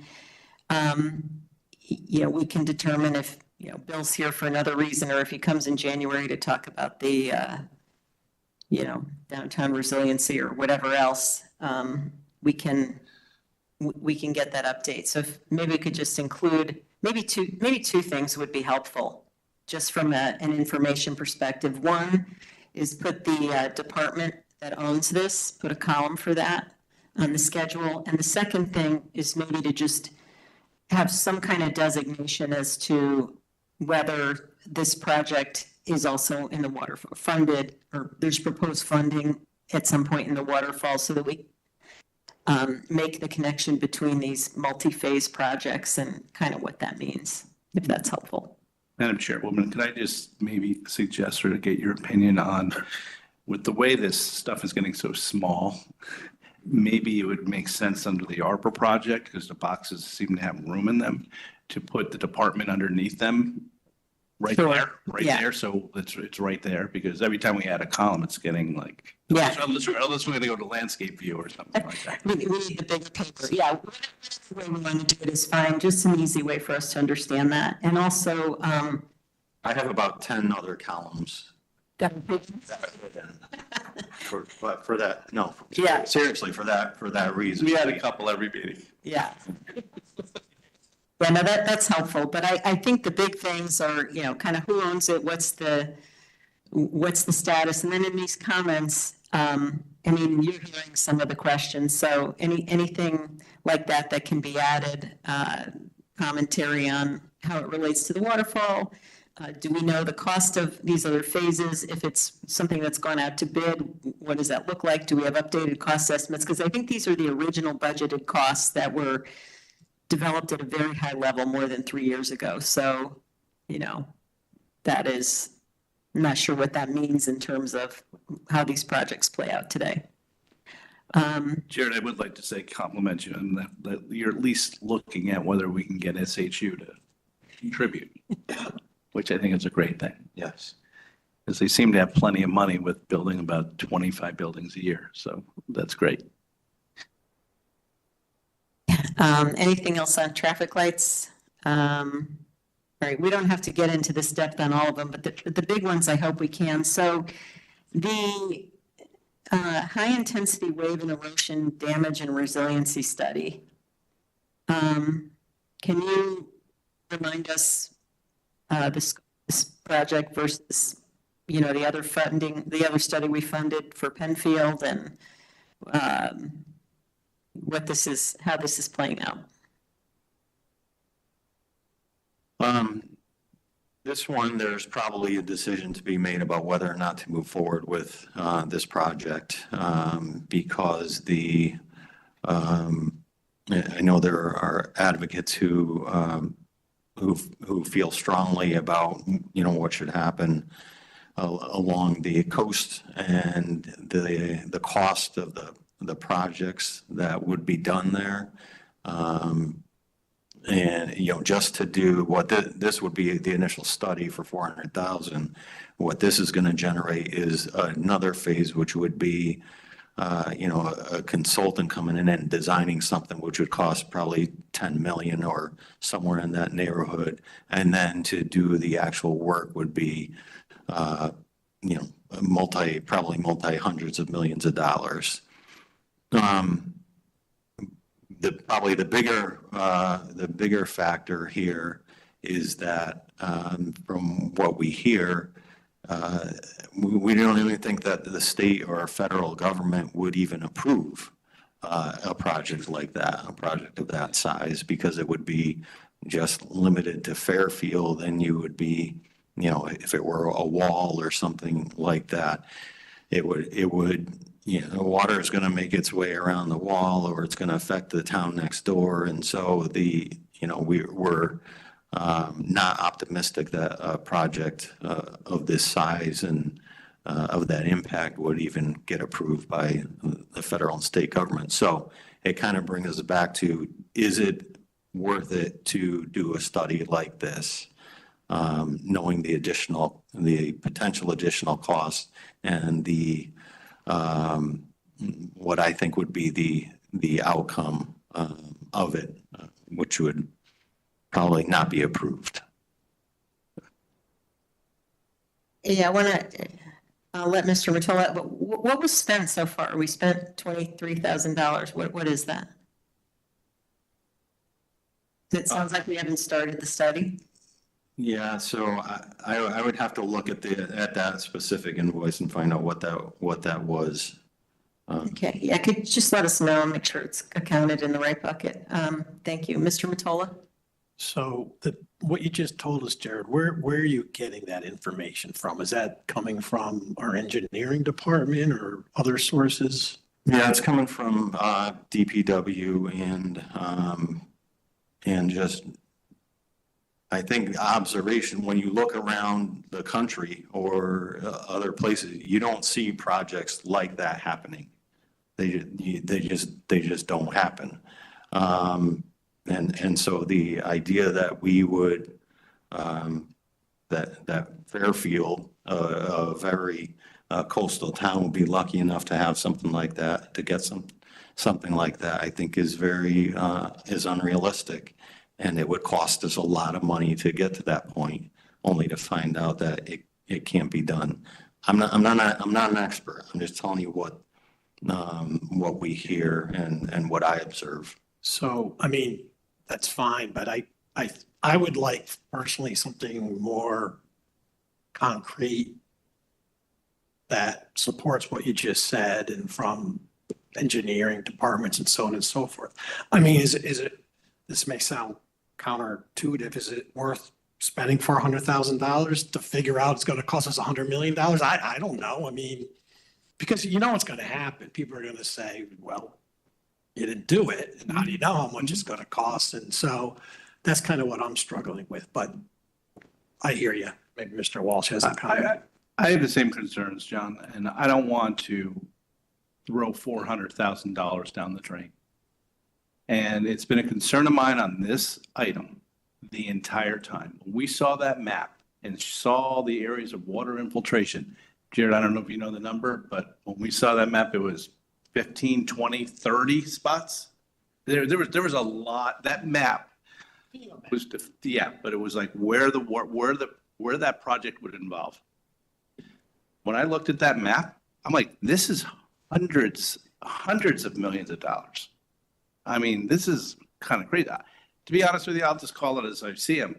I thought this was feel-good money, to be quite honest with you. I thought this was feel-good money a little bit in regards to let's, placate some of the neighbors down there in regards to what was going on with Penfield, and, it'll make everybody feel a little better. But why would we waste this $400,000 if we know or should know that this won't happen? I'd be willing to pay a consultant $10,000 or $15,000 just to roundabout look at it and tell us what it might cost. We have such big projects coming in before us. We can't afford this project right now.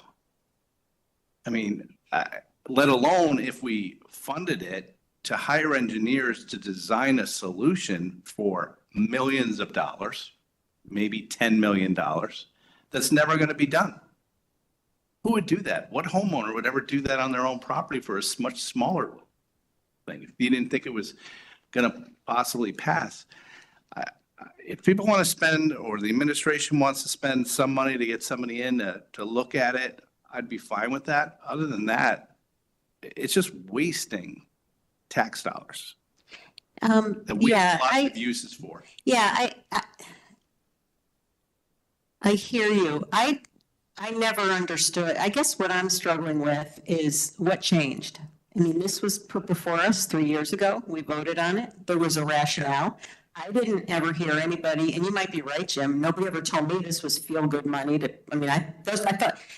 Either way, no one's ever told me that. I'm telling you, when I look at it and I saw how many spots needed to be done, I'm like, are we crazy looking at this? No, I hear you. I want to, I think that John's right. I think we hear what you're saying, but where's that coming from?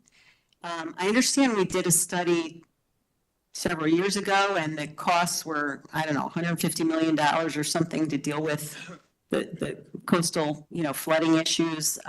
Maybe that's what it's being equated to, but then it still causes me to wonder why this was ever put here. I mean, this was put here for a reason. There was some thought behind it. And what changed? Because what you're saying to me, we would have known that 3 years ago when we voted on this. So I would like to understand, what happened here and why we decided to go forward with this from the beginning. I actually don't remember what the discussion was, but, and I don't have a fully formed opinion on this, but I do want to understand, what changed? And, are we getting feedback from all the, all the right people on this? I don't know is this something the Flood and Erosion Control Board is expecting, looking at? Like, where did this come from initially? And let's just make sure we have all the facts. So in the beginning, when this was proposed, we did a broad outreach to different advocates, stakeholders, the town, residents, everybody. And this was one of the proposals that came out of FECB. And we didn't know everything about it. So it's been over 2 years now. And so, I think slowly we're learning more and more about the likelihood of something like this coming to fruition. And so that's what's changed. It's been, there's been time, and I think we've learned more about it over that period of time. And again, I'm giving you my opinion, my assessment of this. I'm not an expert.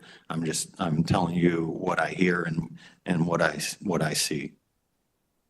Okay, that's fair. So, Mr. Gerber. Can you repeat again, who put this in front of you initially? Was it flood and erosion? Yes. Yeah. And I just want to say in response to Mr. Walsh, I've never seen a legitimate study of 10, 25, 50, 100-year storms. I've seen arrows put on a map by a chief administrative officer. I've never seen a comprehensive study. I've heard anecdotally that the Army Corps of Engineers said it was going to be 700 million, and someone else said no, it was 300 million. This is one of the most important risks we face in this town, and I think we need a legitimate study for this. And I don't know if this is that study or whether it needs to be here, but Race Coastal Engineering, I don't know if what they're doing at Penfield is adequate, but I have seen some preliminary things that Jared's shown me.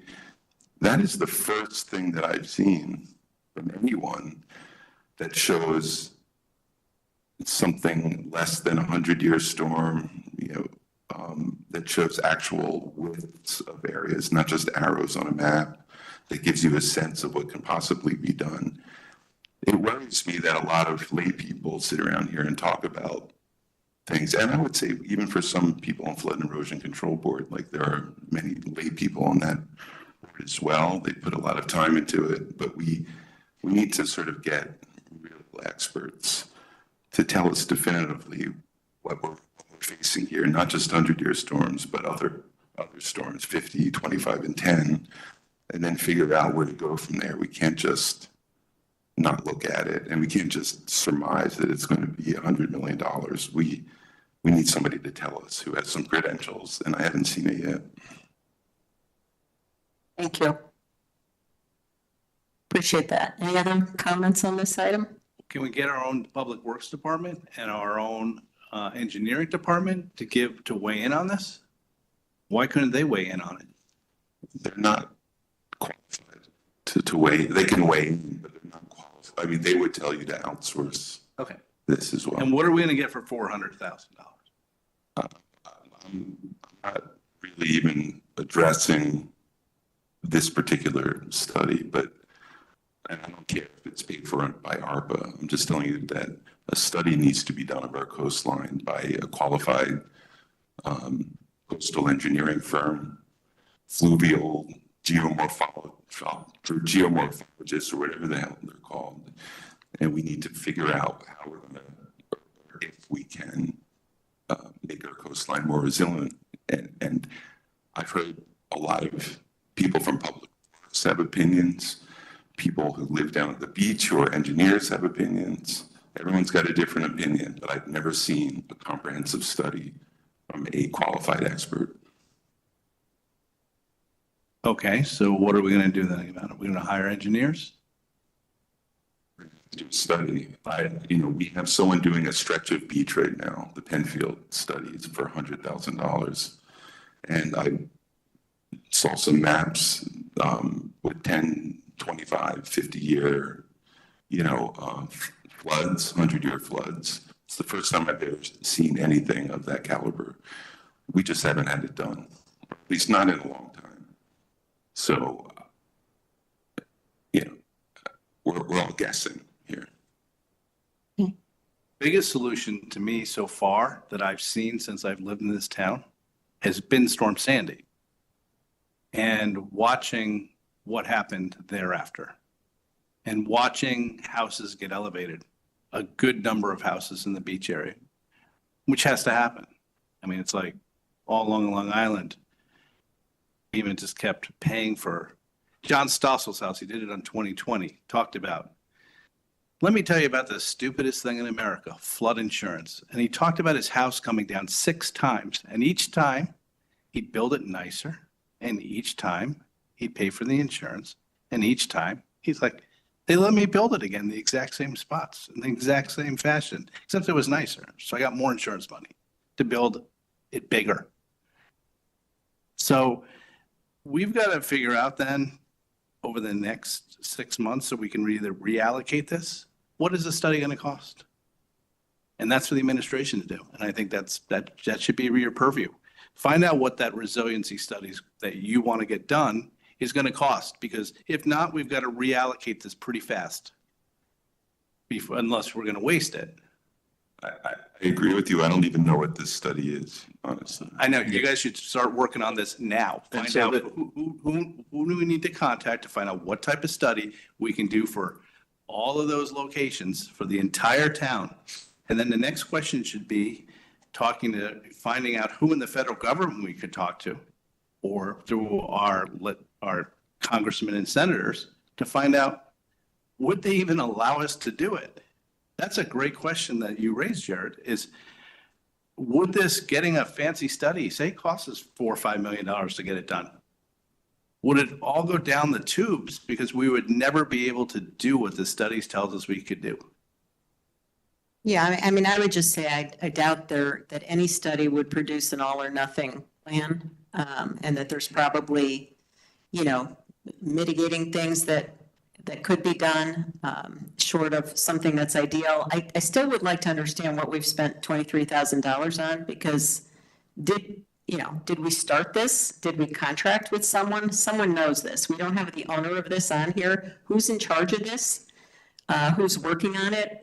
Who authorized money to be spent on it? Is something even in process? I don't know. But so this is just an open item, and it sounds like the administration wants to go forward with the study. So the question is, has a study been started? Is 400,000 enough? And what are we doing? And I guess we'll get that answer when we get our update on this. All right. Are we going to start looking at this once a month now? Because we're closing in on when we can do it. I think we're going to have to do it. Yeah, I think, Jim, it depends on the quality of the analysis we get back. I mean, this has been very high level, and to be fair to Jared, we haven't asked a lot of questions, but we, intended to have by year end a robust discussion on this. This is our last regular meeting of the year, so clearly we don't have all our answers now, but from my perspective, there's a lot of open questions. There are a lot of risks. Nobody wants to give any of this money back.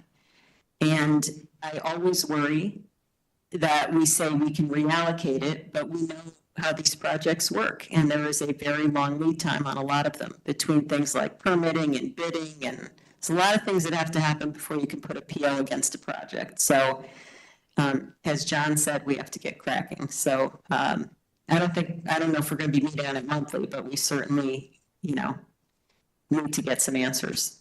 Amy?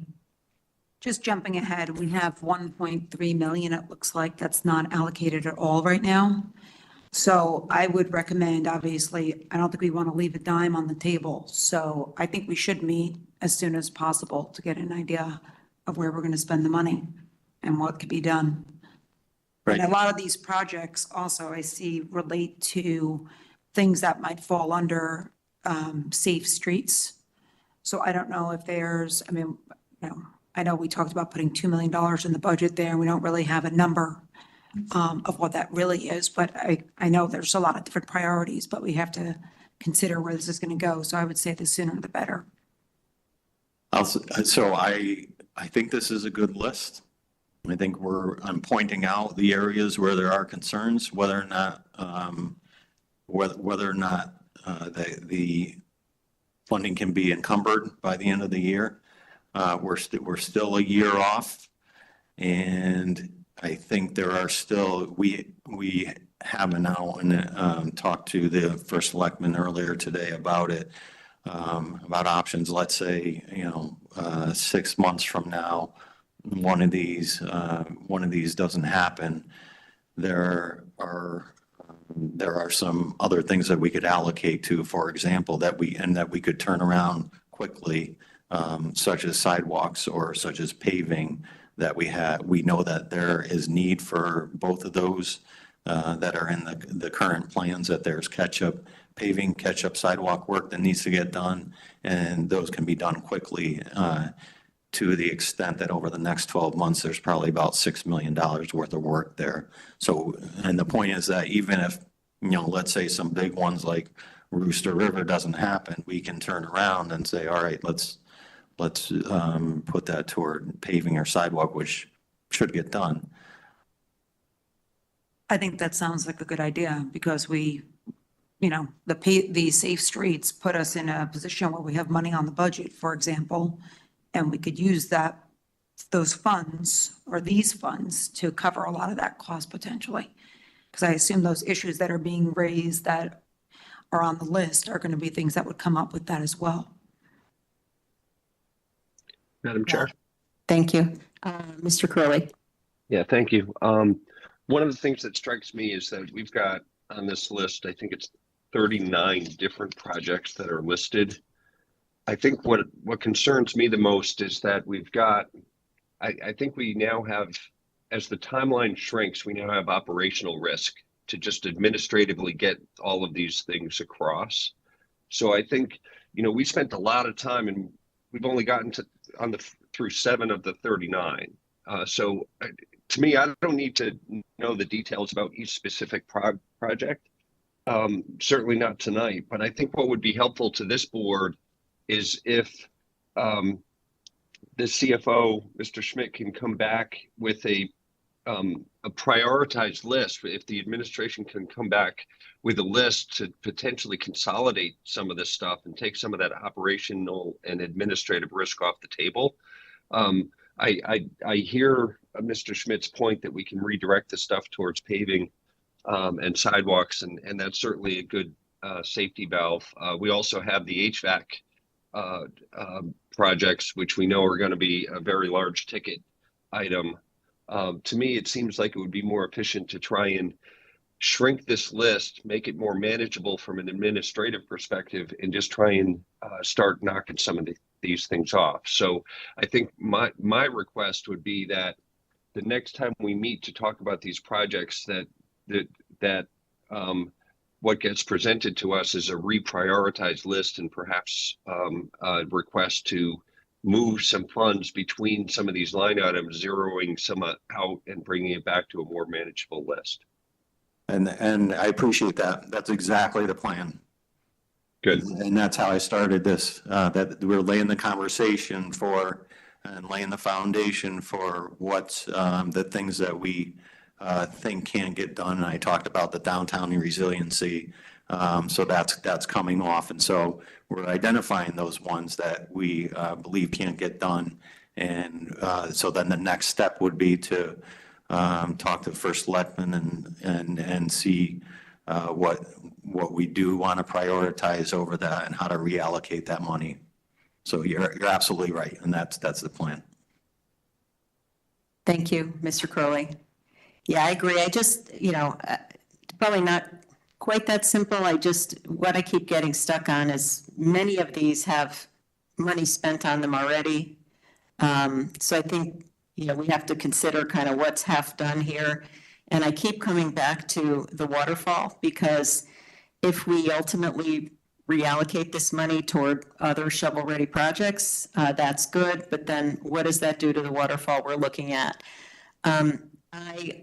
I'm sure we could figure out how to throw this money toward paving and sidewalks, and maybe that's good. But, to me, I hope that, we're never, we're unlikely to get another cash infusion like this again, ARPA money that's sort of free money, if you will. So what I don't love is just, let's spend it on things that we can spend it on, versus I really hope we can reallocate this, look at this in our waterfall the way we should be looking at it, which is making sure it's going to the highest priority items. And, those might not be the easiest, but I do think consolidating the list, to Craig's point, is going to have to happen. You're 75% of the way through this, and there are just too many items here that are, that don't look realistic. So let me just ask the board, because we clearly are not going to get through each of these if we keep going at this pace. But one question, but maybe we can just do a Q&A, and Jared, redirect us if you want. Perry's Green bulkhead, you've talked about that before. That's an item that looks like it was underestimated in the original analysis. We allocated $1 million. You're saying you need $1 million, or I'm sorry, $500,000 more. What would be helpful on something like this? I think bids came in on this. What are the bids? What is the bid range? Is it 500,000? Is it, what's the lowest bid? Do we have more of a? Yeah, it's 500,000. So you're saying we got a bid for 1.5 million? Yes. Okay, I didn't see that online, but maybe I missed it. Okay, and then are there any others here that are, so this ADA consultant, some of the highlighted ones, those are ones we're not going to do, is that it? You're not going to do them, they're completed? So the ones that are highlighted where it's got a negative number to it means we're not going to do it. We found another way to do it.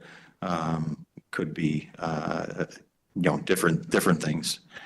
The playgrounds we've talked about, those ones came in under budget, so there's savings there that would be reallocated. Let's see which other ones. The charging station was under budget slightly. The electric vehicles were under budget. So all of those would be reallocated there. We kind of hit a lot of the big ones that could potentially be questionable. But those are the ones, like those are the ones that that are question marks. But I think that they can be accomplished based on what I've heard from Bill Hurley and other department heads who are leading these projects. Okay, so we'll plan on January then. I just have one other one that I want to make a comment on, and this isn't the biggest item on here, but it's one that concerns me, which is COVID recovery assistance. This was envisioned as helping people who were disrupted by COVID more than 3 years ago. We still have money left. Clearly, this is, not a COVID thing anymore. So I know there's only $65,000, but what bothers me about this one is that it seems to have turned into just a fund to provide general assistance to residents in need. And I'm not aware of how this program is being advertised, or who knows about it. And let me just finish my point. To me, if we're going to be giving out the remainder of this money, there should be a process that makes sure that all residents who could potentially benefit from it have been communicated to and that it's distributed equitably. Because right now, I have not seen a townwide communication about this at all. And, if we are just, we have a committee who's been giving out grants on some basis to families who I'm sure are deserving. But we have a lot of residents who struggle. And, the fact that we're still taking applications now for COVID recovery assistance just doesn't strike me right. And really, if we're going to distribute the rest of that money, there has to be a way to do it that's fair and equitable, or we should just cut it off, like right now. That's my opinion. So there's a board that reviews all the applications, and clearly they've gotten $184,000 worth of applications that have been approved by the board, and have gotten funding. There's only $65,000 left, and this it's slow. It's a slow burn, but these could be, it could be for people who get COVID now. COVID's still out there and people are still affected by it. It could affect their job or payment of bills. And so that's what this is for. I agree that there should be, I was thinking about a June 30th cutoff to and to announce that's when it would end. I know that the Social and Human Services Director does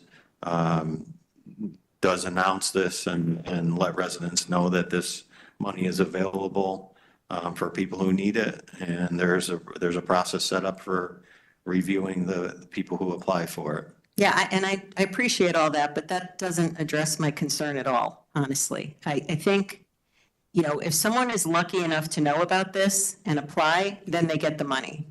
And I just don't, and we have a committee who's making decisions and whatever. I just think that if the town is going to be spending even the remainder of this money in this way, we should ensure that any resident who might be eligible knows about it. I do not believe that's the case. I have never seen a townwide communication, or if there is one, it hasn't been done in years. So I'm not saying anything incorrect was done, but before we continue to do this, I really think it's time to look at the process, because this was not envisioned. I mean, this was envisioned to me for, individuals who were really disrupted by COVID when it was, when the town was shut down, when, people were out of work and all that kind of stuff. So just to ensure it's fair and equitable, I think we should, look at that before we distribute the rest of the money. Just my opinion. I mean, I would argue it's fair and equitable. If somebody is in need of help, where do they go? They come to the government to help them. And at that point, the town can let people know what's available to them, or they go to the state and they ask if there's any assistance available at the state level. And so when every person in town has the same opportunity to take advantage of this fund. Okay, I don't think that's the case if it's not known to people, but I don't want to debate it here. Then if it's not known to people, then it's not known to people, and they don't know it equally. So I think it's. But some people are getting money. That's my point. So, okay. Maybe we should meet with the committee, find out who's on there, not who. But I think that's a good idea, and the other thing is, Mr. Gerber could put his newsletter every week, big bright stars around it blinking. And this way, everybody will be able to get a thing. And if that's the case, maybe the money will be gone by next week. Anybody who's affected by anything. I don't know how they judge. Yeah, I don't either, Jim. Yeah. There could be 3 people on here that we've been paying their mortgage for 3 years. And they just keep getting it paid every month. That's not happening. I don't think that's the case, but I have no idea. I have no idea. It says that there's mortgage assistance on here. I don't know how many people. I mean, it's 143 households, right? 43 households. Is it repetitive stuff? So with due respect, this has come up in the past, and I forwarded to you a link to the website where it lays out all of these details about who's eligible, what the maximum assistance is. All of that information was in there and was sent to you at an earlier date. Mr. Mottola, yeah. So all I have to say about this is, were we as a town able to choose a cutoff date for when this stops? That's the question I have. Legally, were we able to do that when we voted on this? Because I don't think I think we're all on the same page. We didn't anticipate that we'd be paying monies 3-4 years after the pandemic on something like this. And so can we set a cutoff date to stop this? Sure. Absolutely. So, planned on June 30th, right, Jared? Yes.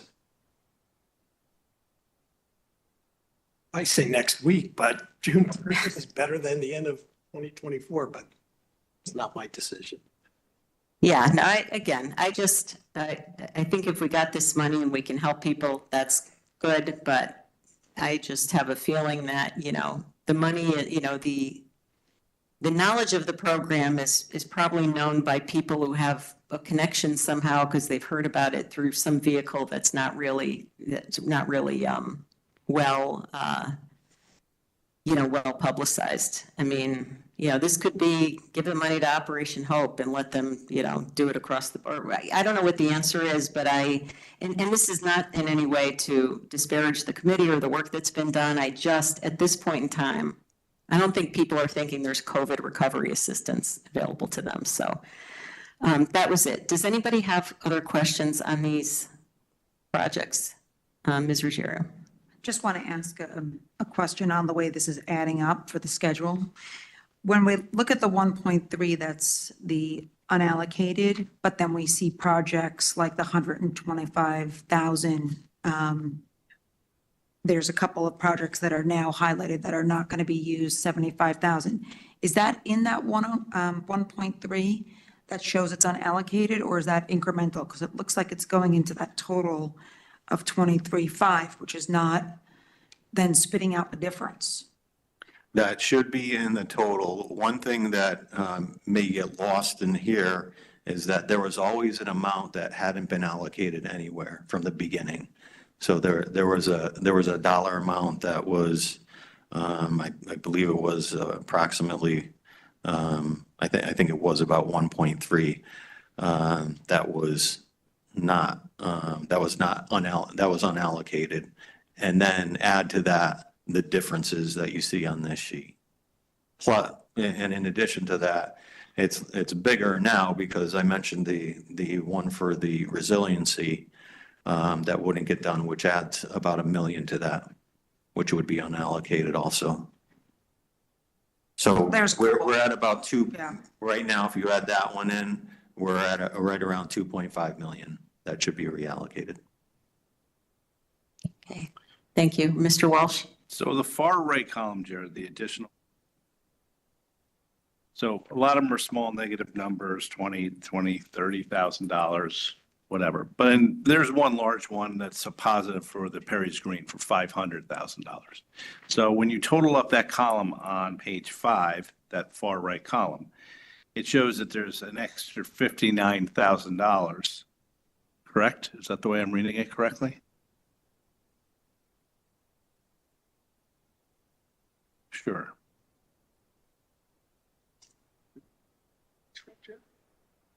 This column. So there's about approximately $59,000 in change extra.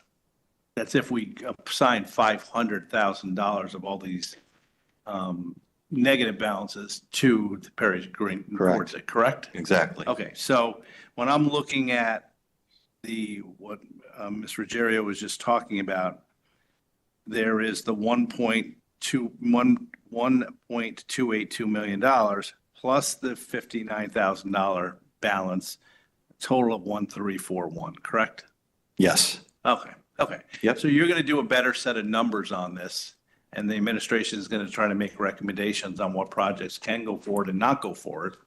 And you're going to talk to Julie and say, do you really need to do this with the kitchen? What are we going to do with that?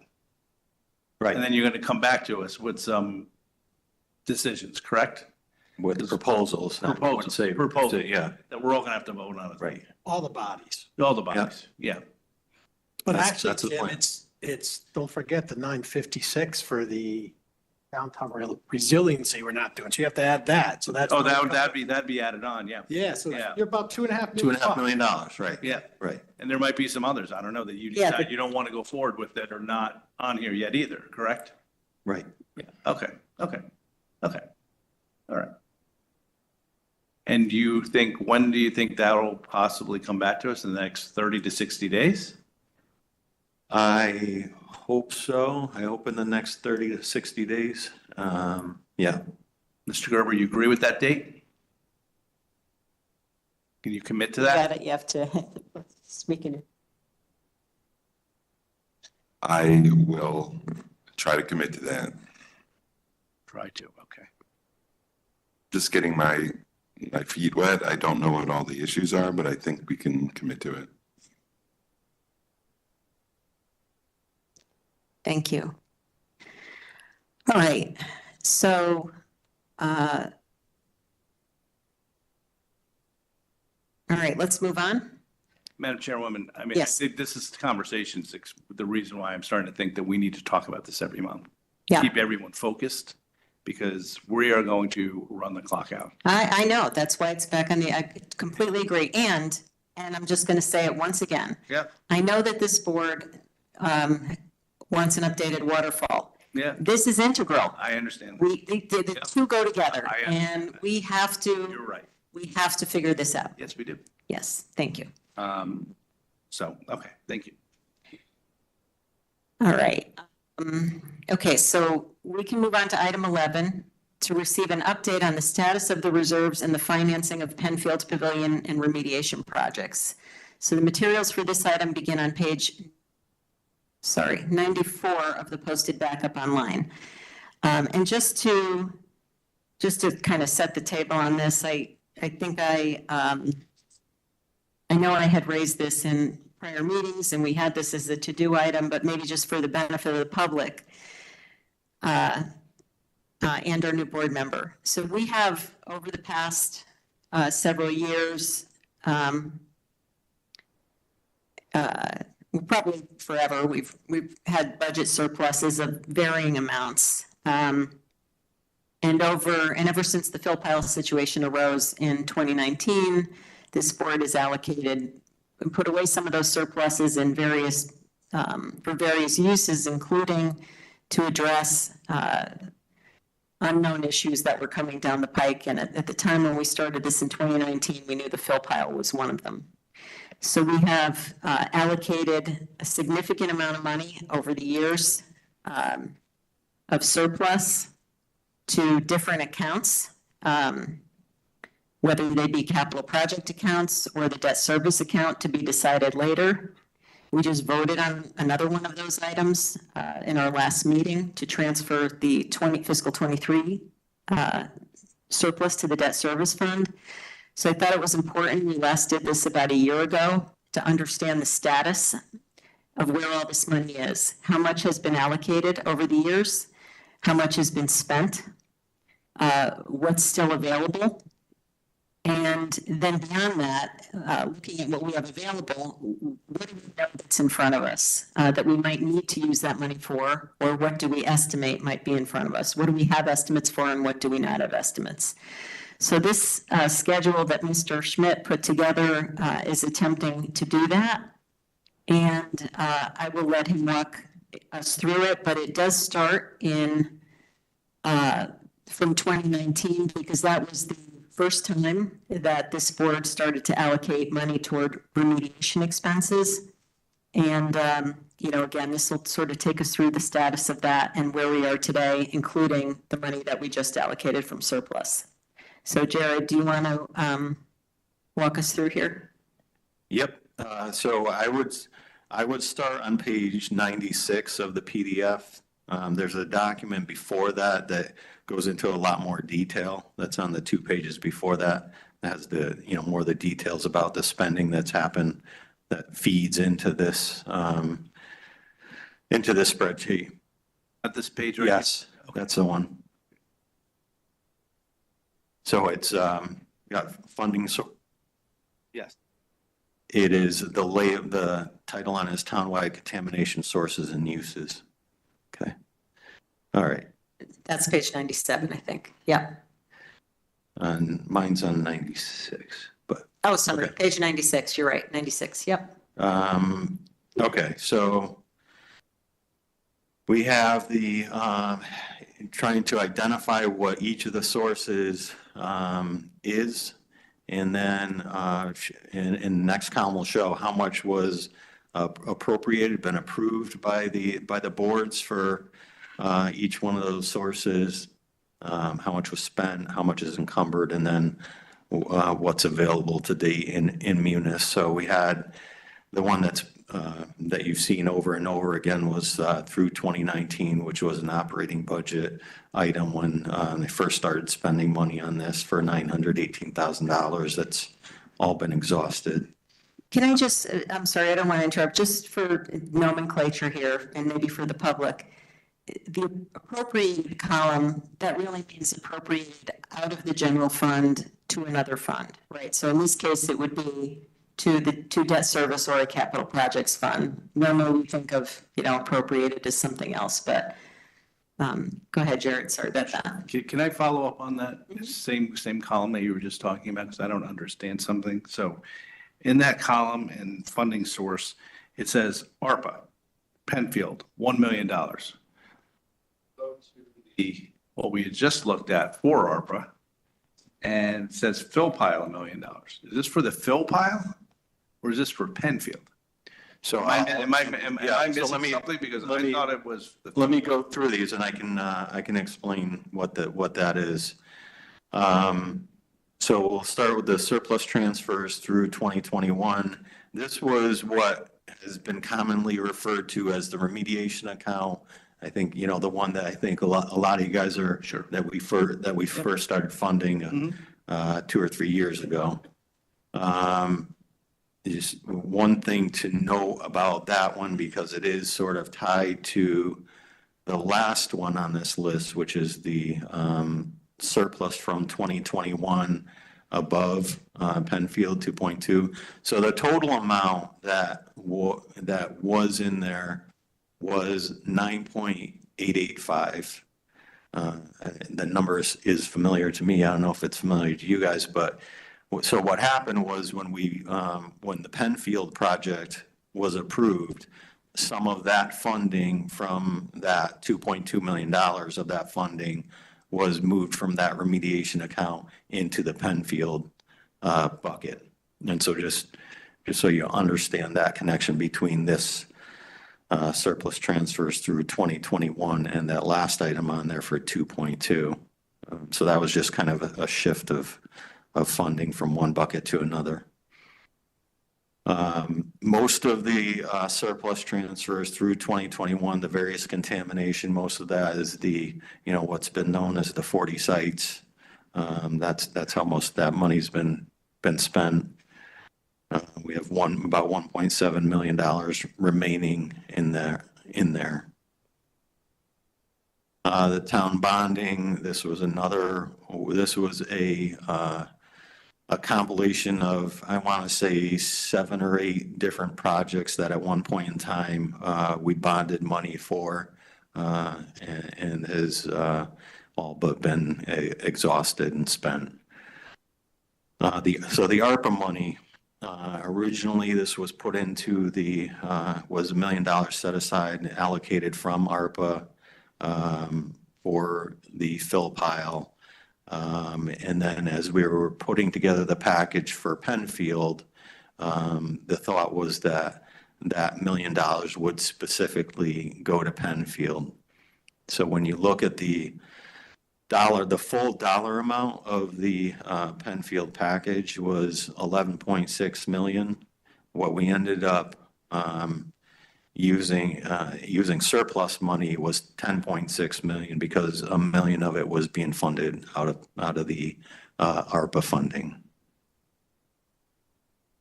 But it's specifically identified for Penfield at this point.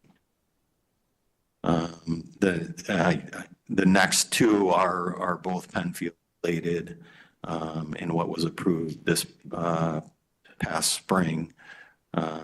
The overall $10.6 million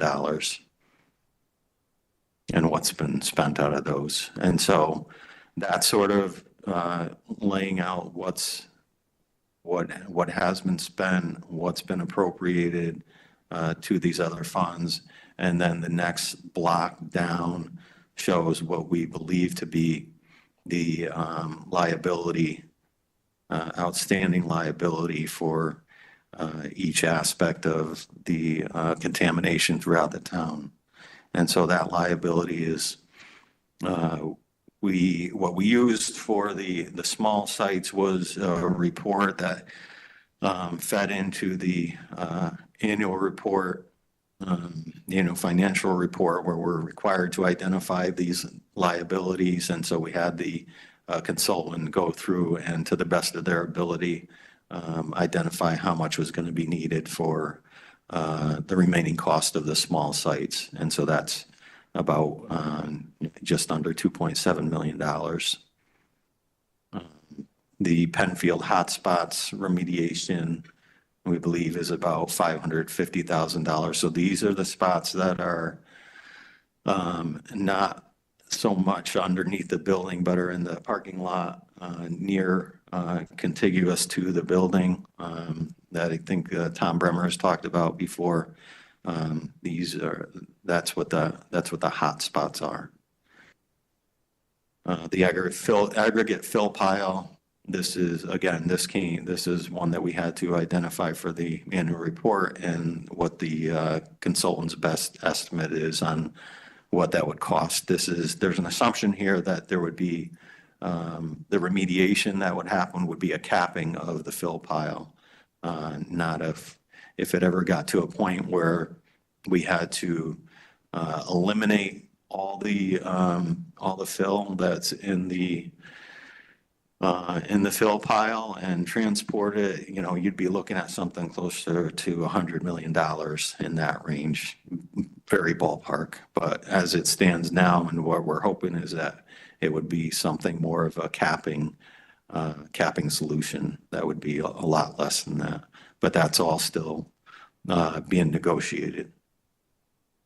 And then we have the 2 buckets of Penfield remediation and construction, and what we believe is the liability for those 2 buckets.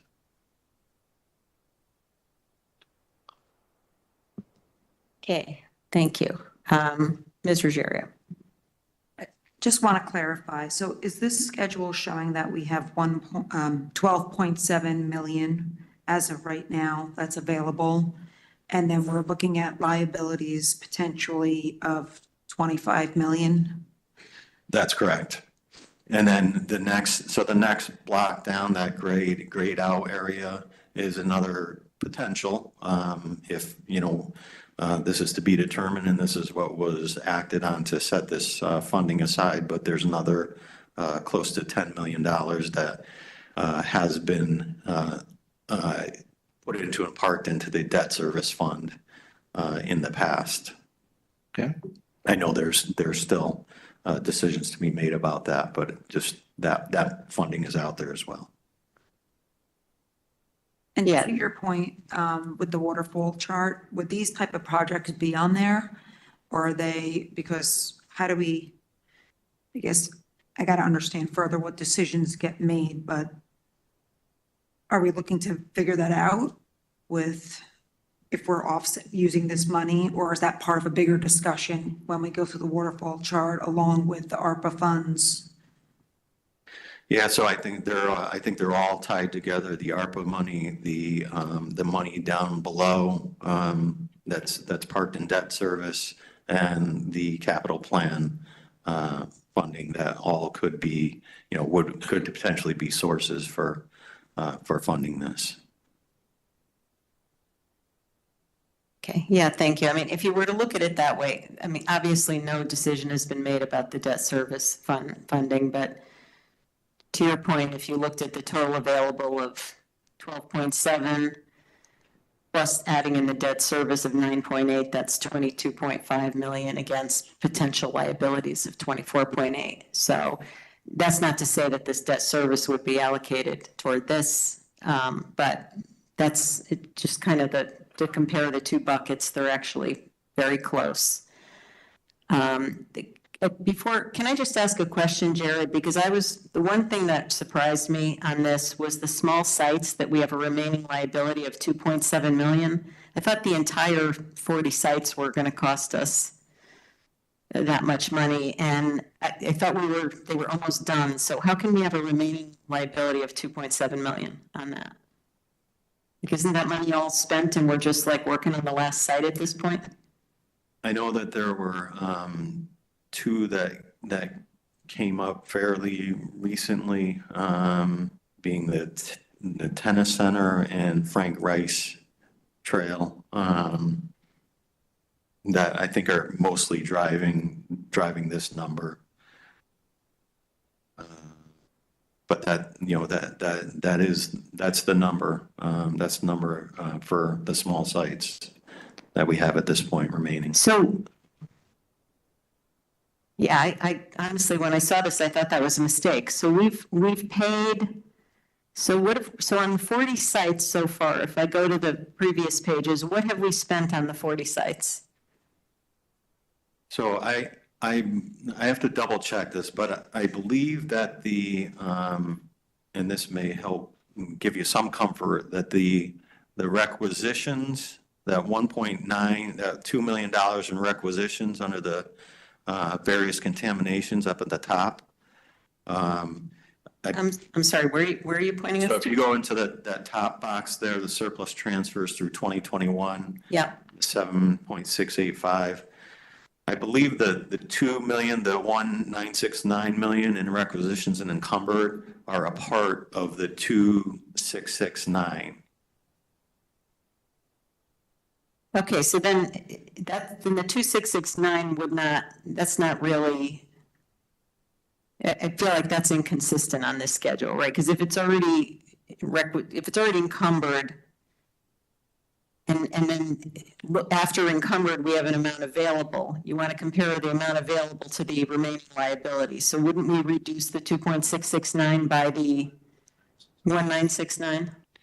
I mean, you can look at it either way. The way we were looking at this is that's still liability. It's encumbered for some reason, but we're still going to have to pay that money.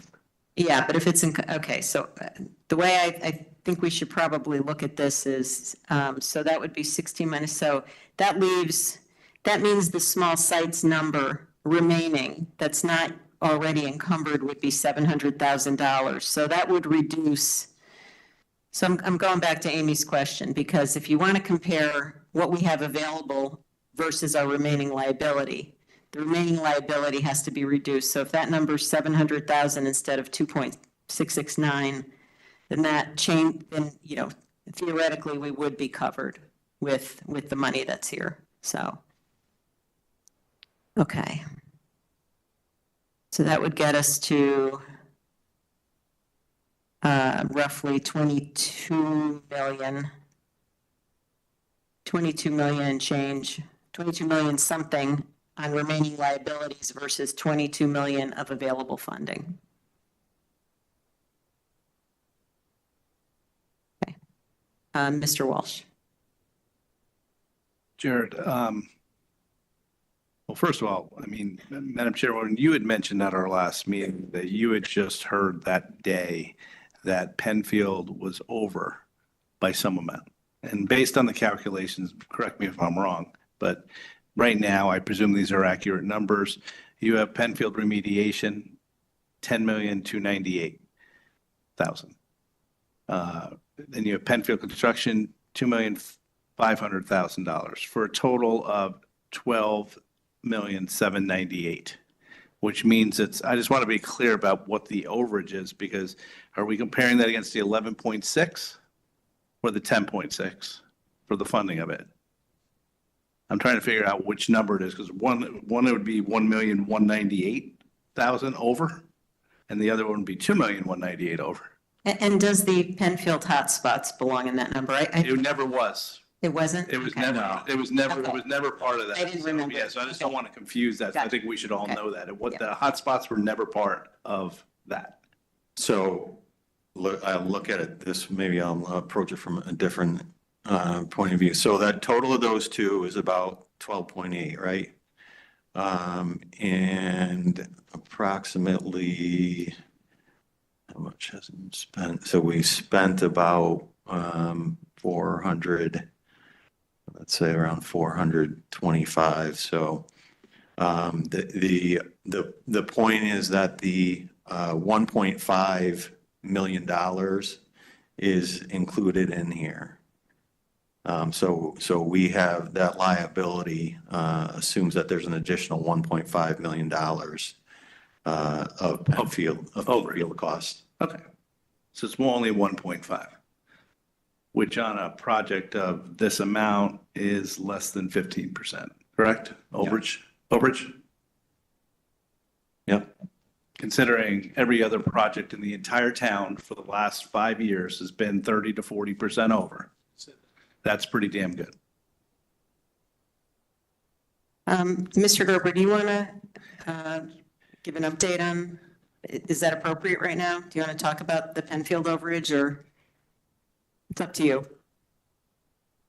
Well, first of all, we do have to look, we have to get a review of, I think it's a legal review of how the costs are split in the 50-50 rule. Make sure that we're okay with that. I think a lawyer needs to sign off on that because the stakes are pretty high. If we reach that threshold, you know, we'll have to get the building up to code. We're also waiting to hear the results of the study, the flood resiliency study, and whether or not there are any things that we are going to be asked to add behind the building, in front of the building, whatever. But Asked by who? FEMA?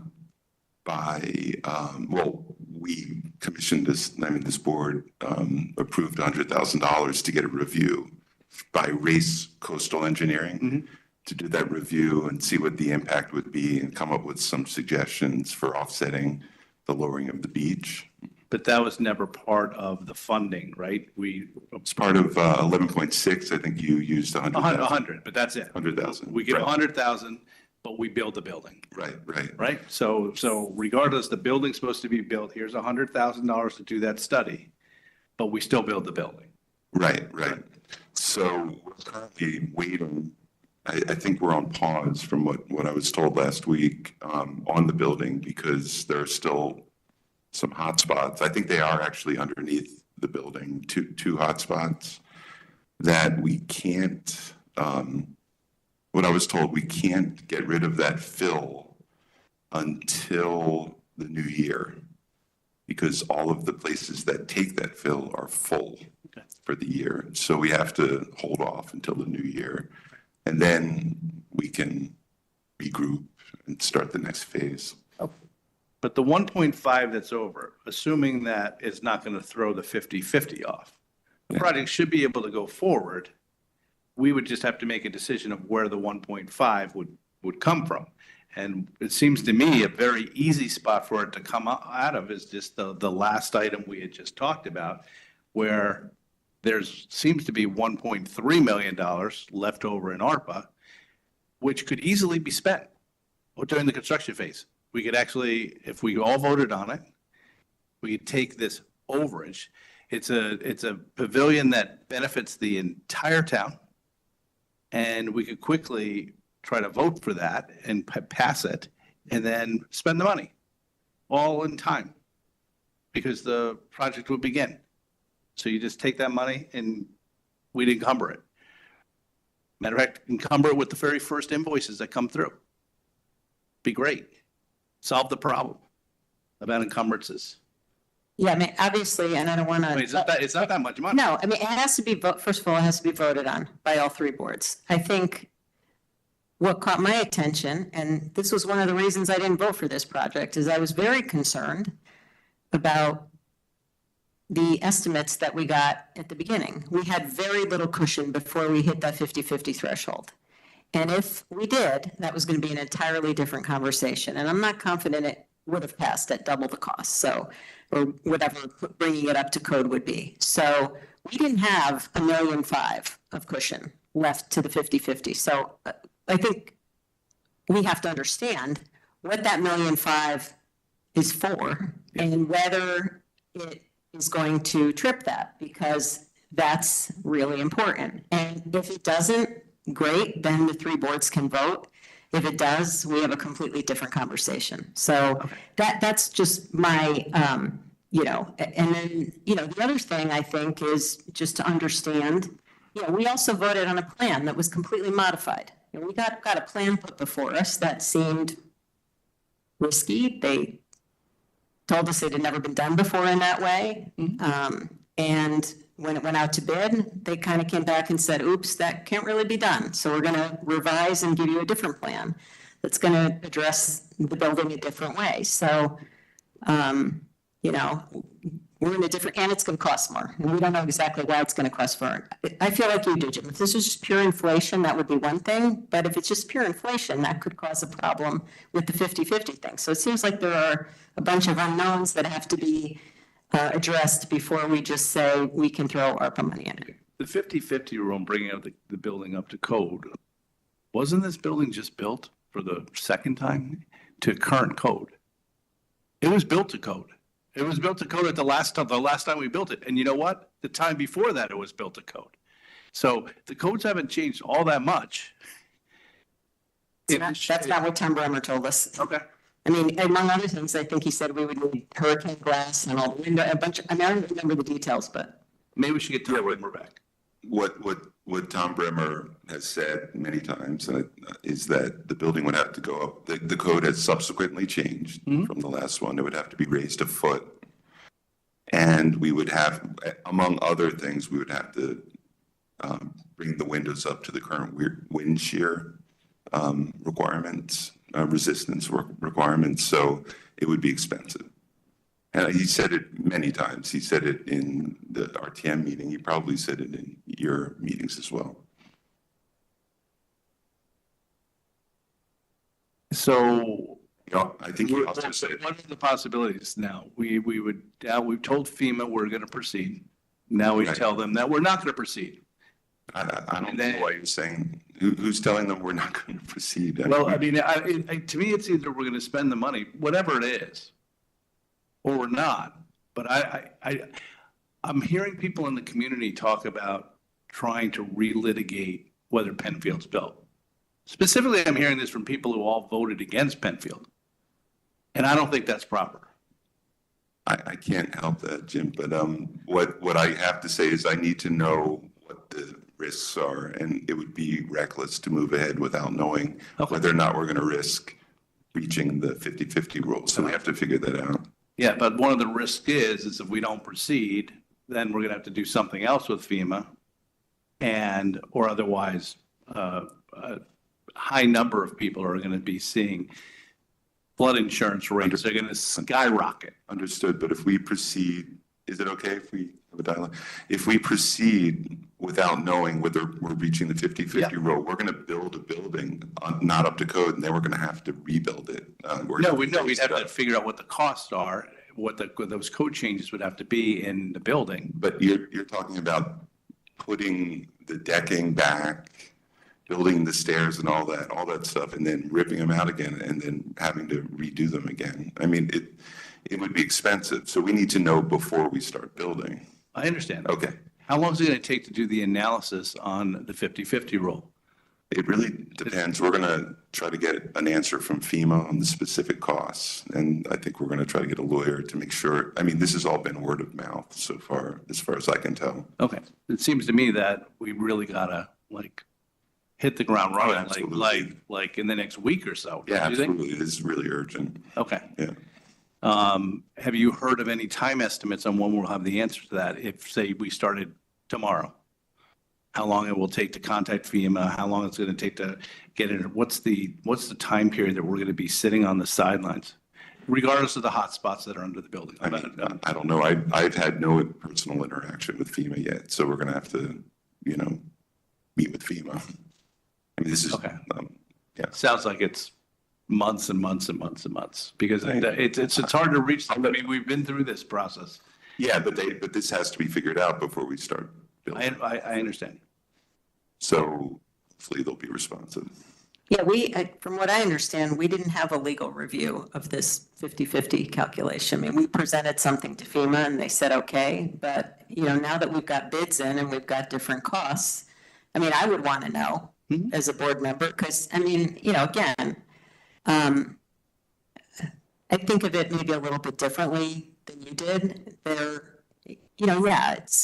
We voted on a plan that has changed. We voted on a cost that has changed. You can argue that the cost doesn't change materially. Not compared to everything else. Not compared to everything else. I understand that, and we can argue. Some people may have a different view on that, but put that aside. Yeah. Okay. Had we originally talked about this project as a building being put up to code, I think it would have been a different conversation because that was materially more. So I think our board should know with certainty, we need to do this right. Everybody agrees we need to do it right. We shouldn't take risks. We heard about a plan. We had a plan presented to us with great confidence that turned out to be not feasible. You know, I read the, whatever backing, the memo Tom Bremer gave us, implementing that plan caused the foundation to snap or whatever, you know, so we heard a lot of things, but I think before this town goes ahead and before we vote on another dime to do this, I think everybody wants to make sure that it's going to be done right, that it's in compliance, and that we don't do anything close to making the mistakes that were made in the past. So I personally appreciate that.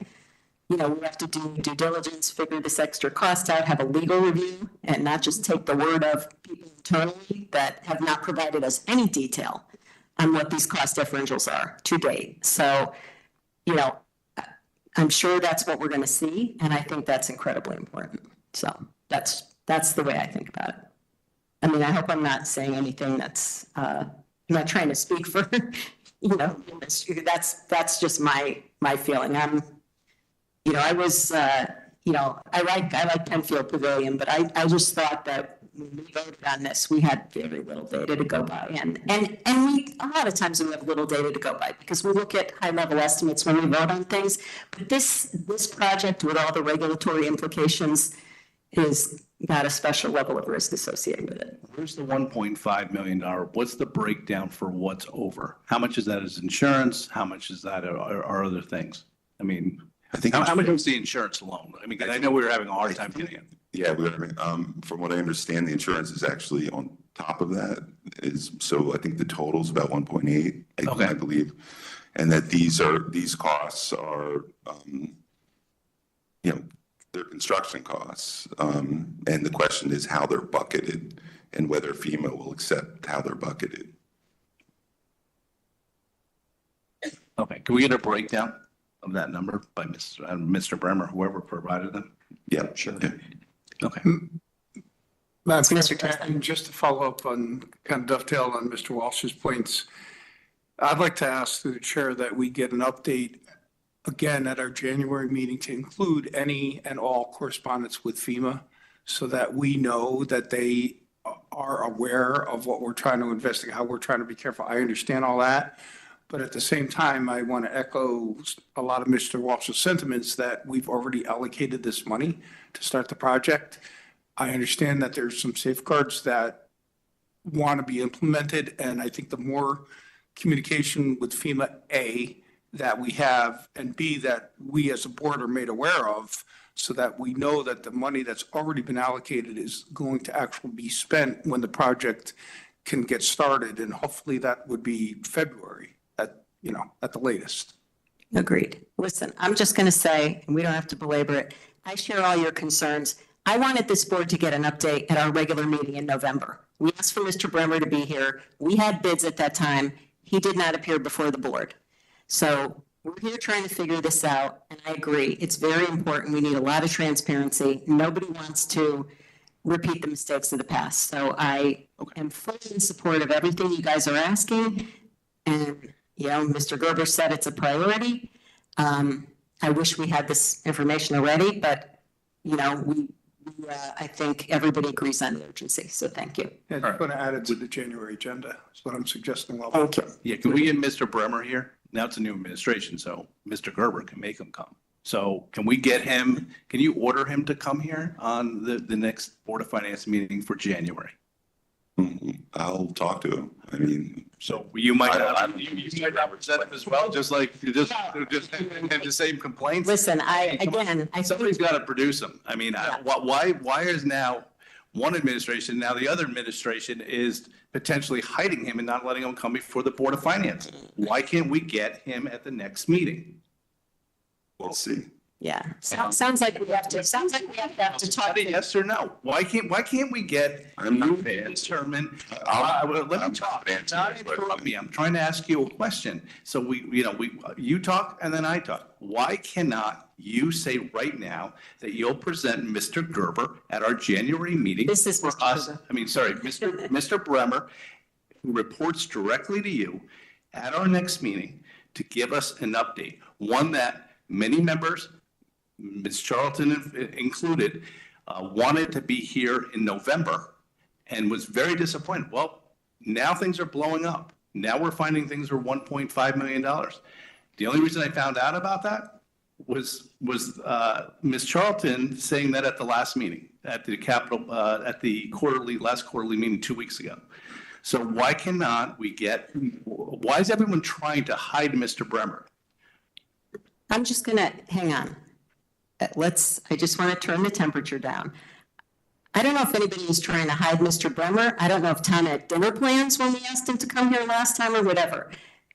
Mr. Curley spent a long time complaining about that. I don't think it was acceptable. When our January meeting comes, I assume that at that point in time, the new administration will have done its due diligence on it. I assume Mr. Gerber implied he's going to have direct meetings with FEMA himself. I hope we have a legal review at that time. So whoever needs to be here, we'll ask the administration that the appropriate people be here. And let's just, have that commitment that we can have a discussion with the appropriate people in January. And we'll put it on our January agenda. Because I think, again, everyone recognizes the urgency. And, yeah. Well, I'm formally making a request that Mr. Bremer I be got it. available. So you know, And I will say that I repeat many of the exact quotes from you, Ms. Charlton, and from Mr. Curley, if he is not here. And it's really going to start raising some questions on why he's not here. And why then have two administrations not making him available when he previously used to be? Yeah. It's going to raise some really big questions Need answers. that I think Gotcha. us should know about and should explore. may I make a comment? Of course. I don't know, Mr. Walsh was here. I'm not sure who else was here when I spoke at great length during the RTM approval meeting and abstained from my vote. I talked about the incredible risk that I saw in this project.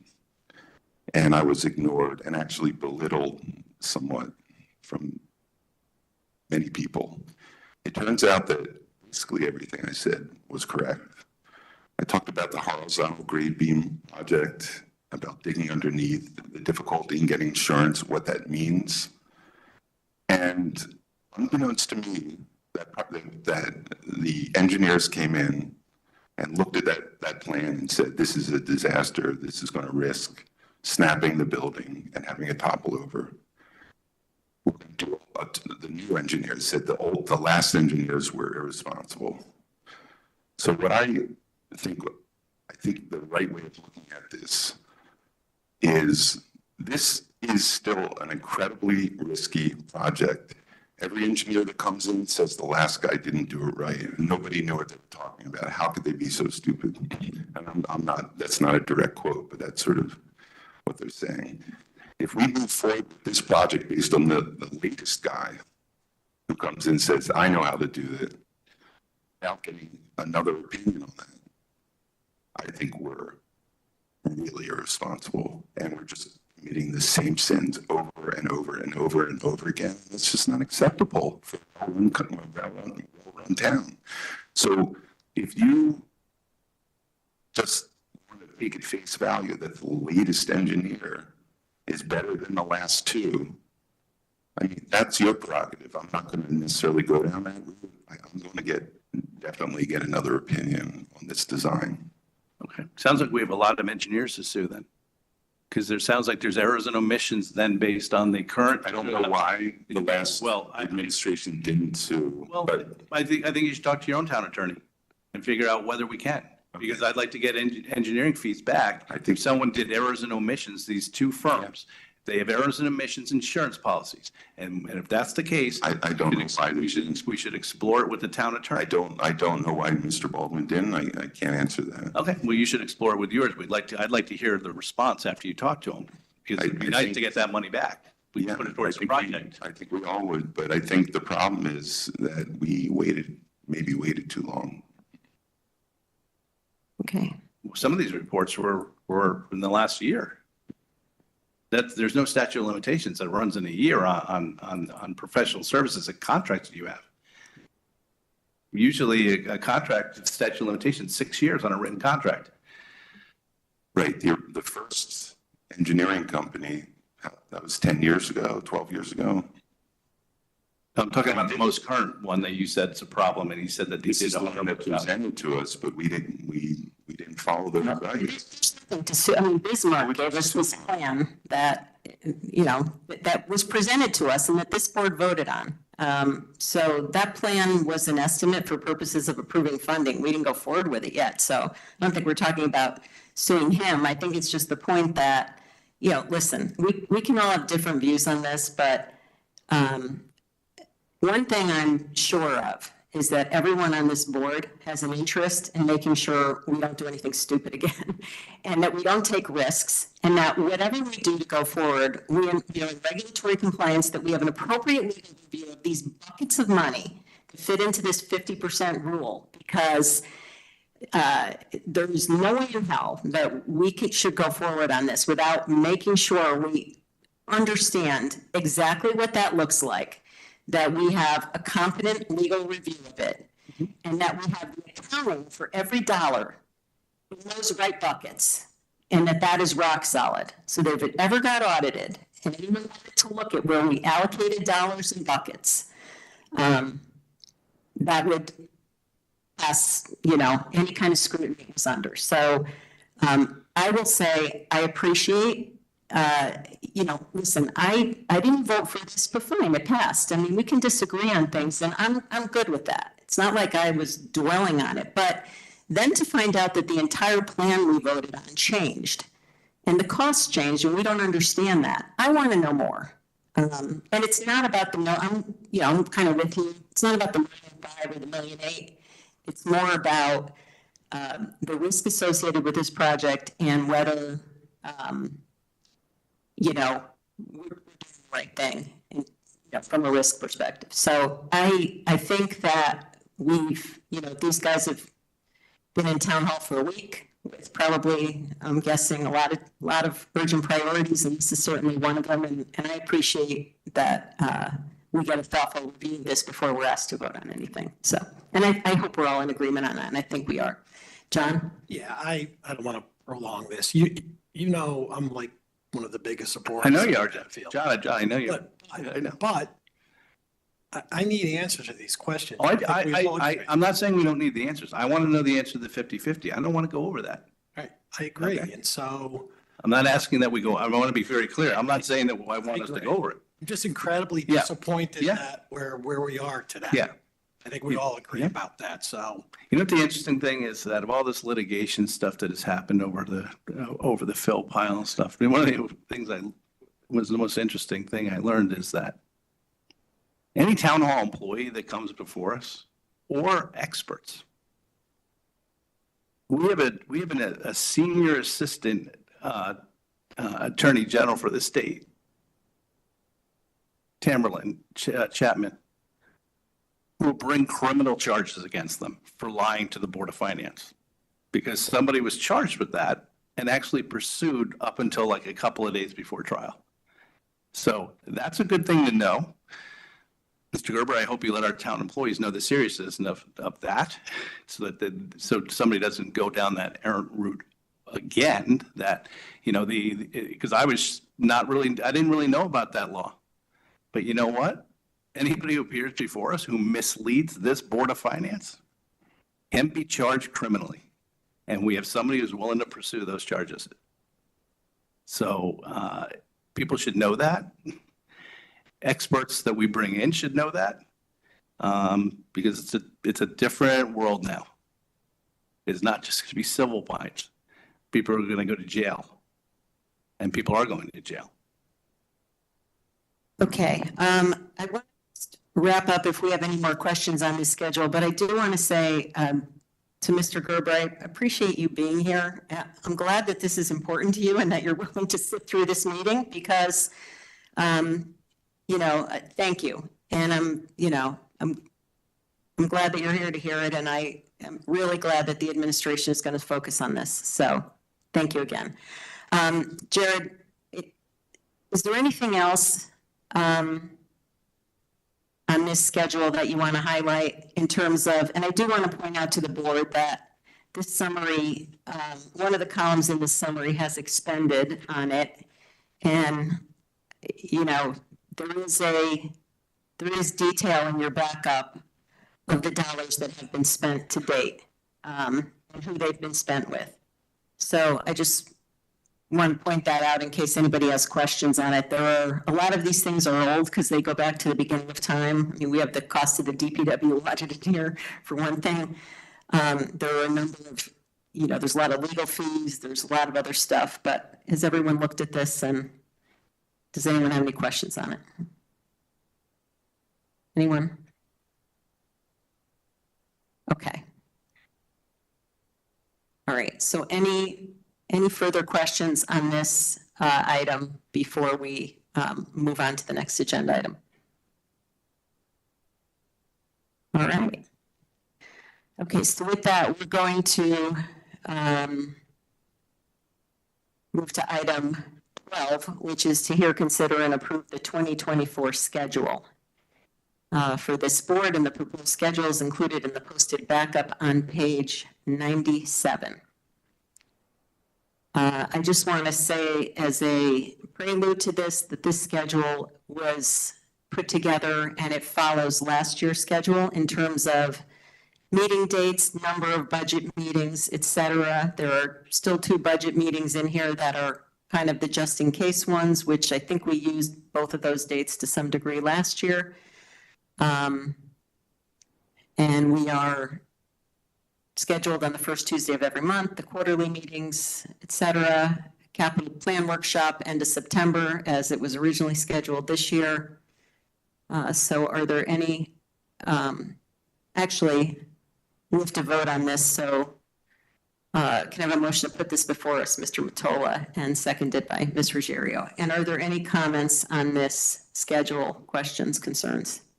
The only question I have, and sometimes we've got caught up in this in the past, so I'm not saying we didn't do it like this year, is whether did somebody cross-reference these dates to the Jewish holidays so that we know? Yes. Okay, perfect. Okay, excellent. Okay. Other than that, and that the fact that we're not meeting on March 17th, which is a great thing, I'm good with it. More importantly, March 8th. Oh, yeah. All right, Mr. Testani? Yeah, I just want to ask, so it says red need to meet in other location. Is that going to be like the firehouse? Probably where we've met be, before? as Mr. Mottola affectionately refers to it, the dump, but yes, the fire training center. Just for the record, I call it the dump because I grew up in this town. That's where the dump was. The building's not a dump. The building is great, and in fact, I think it might be too late. The Fairfield Patch probably already quoted you. yeah, the setup, the technology setup is actually more advanced in that room. It's Yeah. quite a nice No, facility. it so- actually is. That's right. Yeah. And just so I'm clear, the schedule will be updated to once that's confirmed. I'm guessing you haven't had a chance to confirm that we can use that facility. I think it may already be, yes, it will be confirmed. The red dates are those dates that this room was not available. And so I believe fire training center is confirmed. I'm not sure which room in that fire training center. So but- that'll be yeah. updated to include the room. Correct. Okay, gotcha. Okay, Yes. that's fine. Thank you. Any other questions or concerns about the schedule? Okay, excellent. All right, seeing none. All those in favor of approving the schedule set forth in the posted meeting backup, please raise your hand. Ms. Marmion, are you there? Okay, it is, I don't see her, so it is unanimous, 7-0, with Ms. Marmion, Ms. Leclerc, and who else are we missing? Ms. Marmion and Ms. Leclerc, not here for that vote. All right, so we will move to item 13 to hear, consider, and act upon the draft minutes of November 1st, 2023. Motion to hear this item. Ms. Ruggiero, seconded by Mr. Mottola. The meetings are included in the posted backup. The minutes are included in the posted backup on page 98. Any comments on these minutes, Mr. Testani? Yeah, just like to, for the record, have it changed on page 2, item 4. And I know we talked about this ironically like less than 5 minutes ago, but I personally was not disappointed. In fact, if anything, I expressed concern at the amount of times that it was expressed that Mr. Bremer was not present. So no offense to Prue or whoever took the minutes, but I'd like my own name to be reflected that I was not disappointed that Mr. Bremer was not in attendance, and again raised concerns through a point of order that his not being in attendance was taken to an extreme. Thank you. Making a motion to the minutes? If so, please. Yes. So I'm making it. You're not Jack and I. Okay, thank Okay, you. what wording are you making a motion to change? So I'd like the wording to be changed from the board was disappointed. I'm sorry, can you just reflect where on the minutes? It's on item number 4 on this next page. Okay, So I guess be the last paragraph of item 4. It says the board was disappointed that Mr. Bremer was not in attendance and requested he attend the next meeting to the question above and give other updates at the time of that meeting. So I would like that changed to say can we say certain board members, that's, just to keep it simple? well, no, because I would like it clear that I specifically stated I was not disappointed, that's A, and B, that I raised objections to the fact that he was unnecessarily pointed out that he was not in attendance. So I would like to make that motion to be specific. Thank you. Do we have a second to that motion? Mr. Walsh, I think we're going to need exact wordings here in order to. Can I make, John? can I make a suggestion that let Pro change it and then have it come at our next meeting? We can vote on it, if that makes sense. That's fine. So you got the gist, Pro? Don't mind if I see. Sure. Wait, you don't have a microphone, correct? Come on over here. All right. I think that we need to hear what you say before, if we're going to vote on it.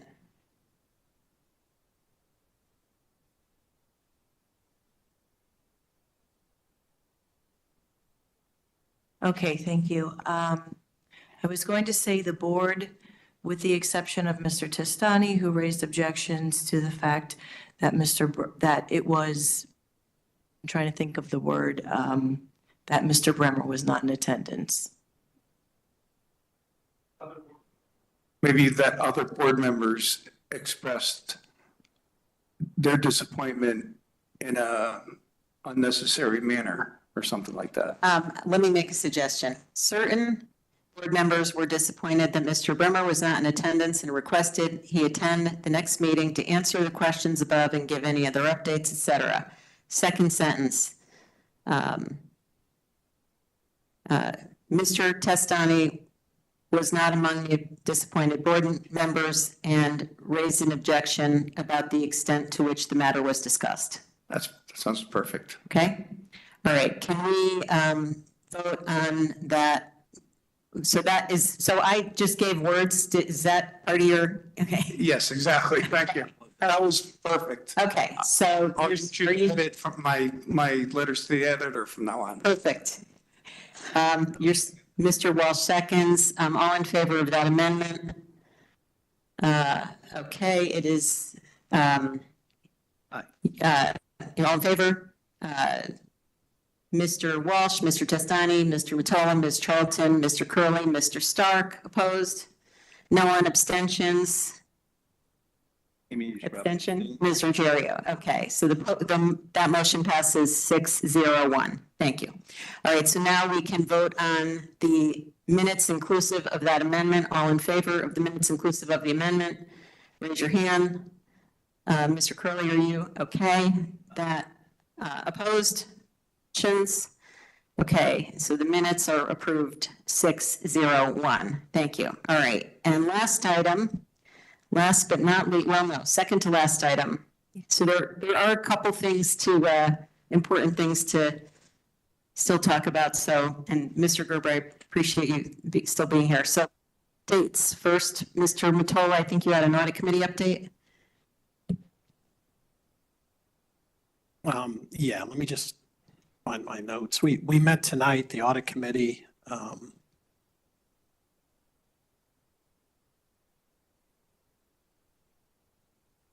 Yeah, we met tonight. I guess we had two agenda items. The first was we heard from Joe Sidafani tonight just about the status of the audit, and he should have a draft next week, right?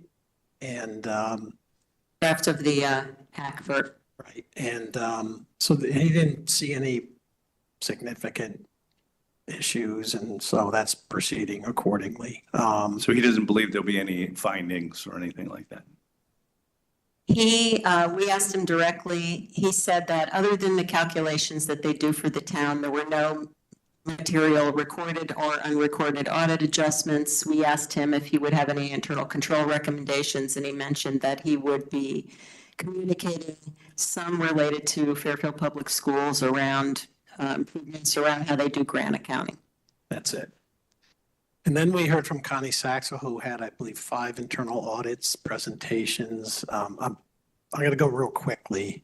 There was one with the police for the ODM outside services, which is the outside overtime. And there was a finding that $500,000 was not recorded in Munis, and that's been corrected. That was one. There was an audit on petty cash for Parks and Recreation. Just there were some issues, but nothing major. But we had a discussion about, why do we need petty cash in some of these departments when we have credit cards? So we're going to look at that. These are petty cash checking accounts. We have a lot of checking accounts floating around. Yeah. And Lori, if I missed something, just chime in.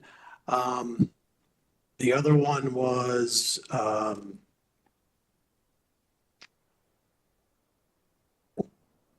there was an internal audit about our excess surplus, and in particular vehicles that the DPW is getting rid of, and they use an organization called Government Deals, which is an auction site. An auction site. The issue that arose was we actually have a town code section that deals with getting rid of excess surplus, and there's a question about, and it's from 1983, and it looks like we don't really follow it. And so the issue really with respect to that is we need to take a look at the town code. Connie did draft a proposed policy. So we need to look at that town code section, whether it's still really applicable today. Do we want to repeal it? Do we want to pass something else? I think that's going to take, a coordination with the town attorney, possibly the RTM. I don't know if there's anything else on that. Yeah, I think specifically the process that was not being followed is, I think, purchasing before excess vehicles or equipment are auctioned off. Is there a protocol about deciding whether that's appropriate? Should they be of a certain age or a certain condition? And then specifically purchasing is supposed to determine before we do that if there's another use in the town, and that wasn't being followed. So the question is, and Ms. Saxel indicated that she had, identified these findings where we're out of compliance. She had, written a policy, but we just, but at the same time, it's appropriate to determine whether this 40-year-old code should be dusted off and updated, before we write a policy around it. And so that's going to be looked at. Yeah, I mean, it actually said the code that you're supposed to offer any excess surplus or vehicles to any other town departments because perhaps they want them. I don't think we ever do that, or we haven't been doing. So that's the point there. So We do it often. Okay. Yeah, if there are cabinets, file cabinets or something like that, Right. it is announced to, Okay. We used to with vehicles routinely for a long time. So I think one of the funky things in the statute is that in the code is that it requires, if there's another department that wants to acquire it, it's supposed to go to the Board of Finance for approval. That's right. We're supposed to approve the transfer. So you want us to come to you with cabinets to Probably not. to go from DPW to Park and Rec, so things like that. So that was that. The code should probably say we just call Mayor Loretti and Shelton first, because he buys most of it. Well, I think the concern is that we don't want a department who can just, dispose of equipment that might still have more value to the town. Because when you look at some of the prices that we're getting, it's pennies. And so, I think her recommendation was a good one. The other thing is we had an update on the DPW. Remember, we had that internal audit a few months ago? All right, so Connie, one of the issues was making sure that, you remember the yellow receipts issue and all that, and the DPW got rid of the gentleman who was there, and so Connie was concerned about that, whether or not the failure to check receipts, whether or not people were getting through without paying and just dumping their garbage there. And so, and the DPW at the time, promised that they would be looking at receipts up more at the transfer station. And Connie said that she went there a bunch of times and sent someone from her office a couple of times, and no one ever asked for the receipt. And so that was a concern. Because, my notes are correct here. I mean, we're $500,000 of, money we're charging people. So It is an interesting system there now. Yeah. Because they've changed it. There's no, check or balance. People just kind of go right in. And it's I will say there's been a couple times I've been down there where, I give my cash and they have a pile of receipts. Then they hand you one. They don't run it through the machine when that happens. It's just, here you go. Like they probably did a bunch at the same time, maybe to save them. I'm not saying anything's improper about it. I'll say that's improper. They should put it in the cash register. I mean, yeah. I just don't know. I don't know. It just seems to me there should be some type of system where you get a receipt, there's a QR code at the bottom, and then right before you go in, you scan the QR code. You don't need a person. The gate either opens or doesn't open after you get that receipt. Yeah, it's a bunch of things. Yeah, I mean, there's all sorts. I think the thing that concerned me about this was an audit report was issued, recommendations were made. Management agreed to implement the recommendations, and then they didn't. So there were two specific recommendations, and that is never okay. If you don't agree with the recommendation, you can make your case, respond in the audit report, it gets hashed out. But if there are internal control recommendations and they are agreed to by management, then they need to be implemented. And, we saw that with the credit card audit from years ago. It just seems that that's too loose. There was another issue with haulers too on the reconciliation that's supposed to be done to make sure that they're getting billed for the right tonnage that they bring in. And the recommendation was made, it was agreed to, and never implemented. So, it just struck me, there's just, I think, a lack of accountability around these things. And again, there's always room for discussion and judgment about the nature of the recommendations, whether they're appropriate, whether they're worth it, what the risk is. But, this was not that. So to me, this is more, having a culture of accountability around these things. Yeah, that was it. I mean, just, I'll move on. It's the record for the commercial haulers, you're talking about over $3 million that's generated there. So, and then the other one, I think the last one was, she did a internal audit on both of the golf courses, and what she found was there was an underage report of about $900, which the grand scheme of things isn't a huge issue, but it still raised some concerns with her. Somebody collected cash and never deposited it in the bank. So, I'll just say just a couple of the takeaways, we thought it would be good for Connie to really give us an inventory of how many checking accounts are out there. Like, why do department needs petty cash checking accounts? They have credit cards, that's, like, get rid of that stuff. How many places are we collecting cash in this town? I think what she said is that basically every department collects cash in some form. I don't know how much it amounts to, but it's just probably not a good practice. And so we seem to get a lot of recommendations about this stuff over time. I think there's some probably some sloppiness, but there's also some efficiency issues. I mean, if you're taking cash, you know, somebody's got to control the cash, you got to physically go to the bank and deposit it, you've got to reconcile it.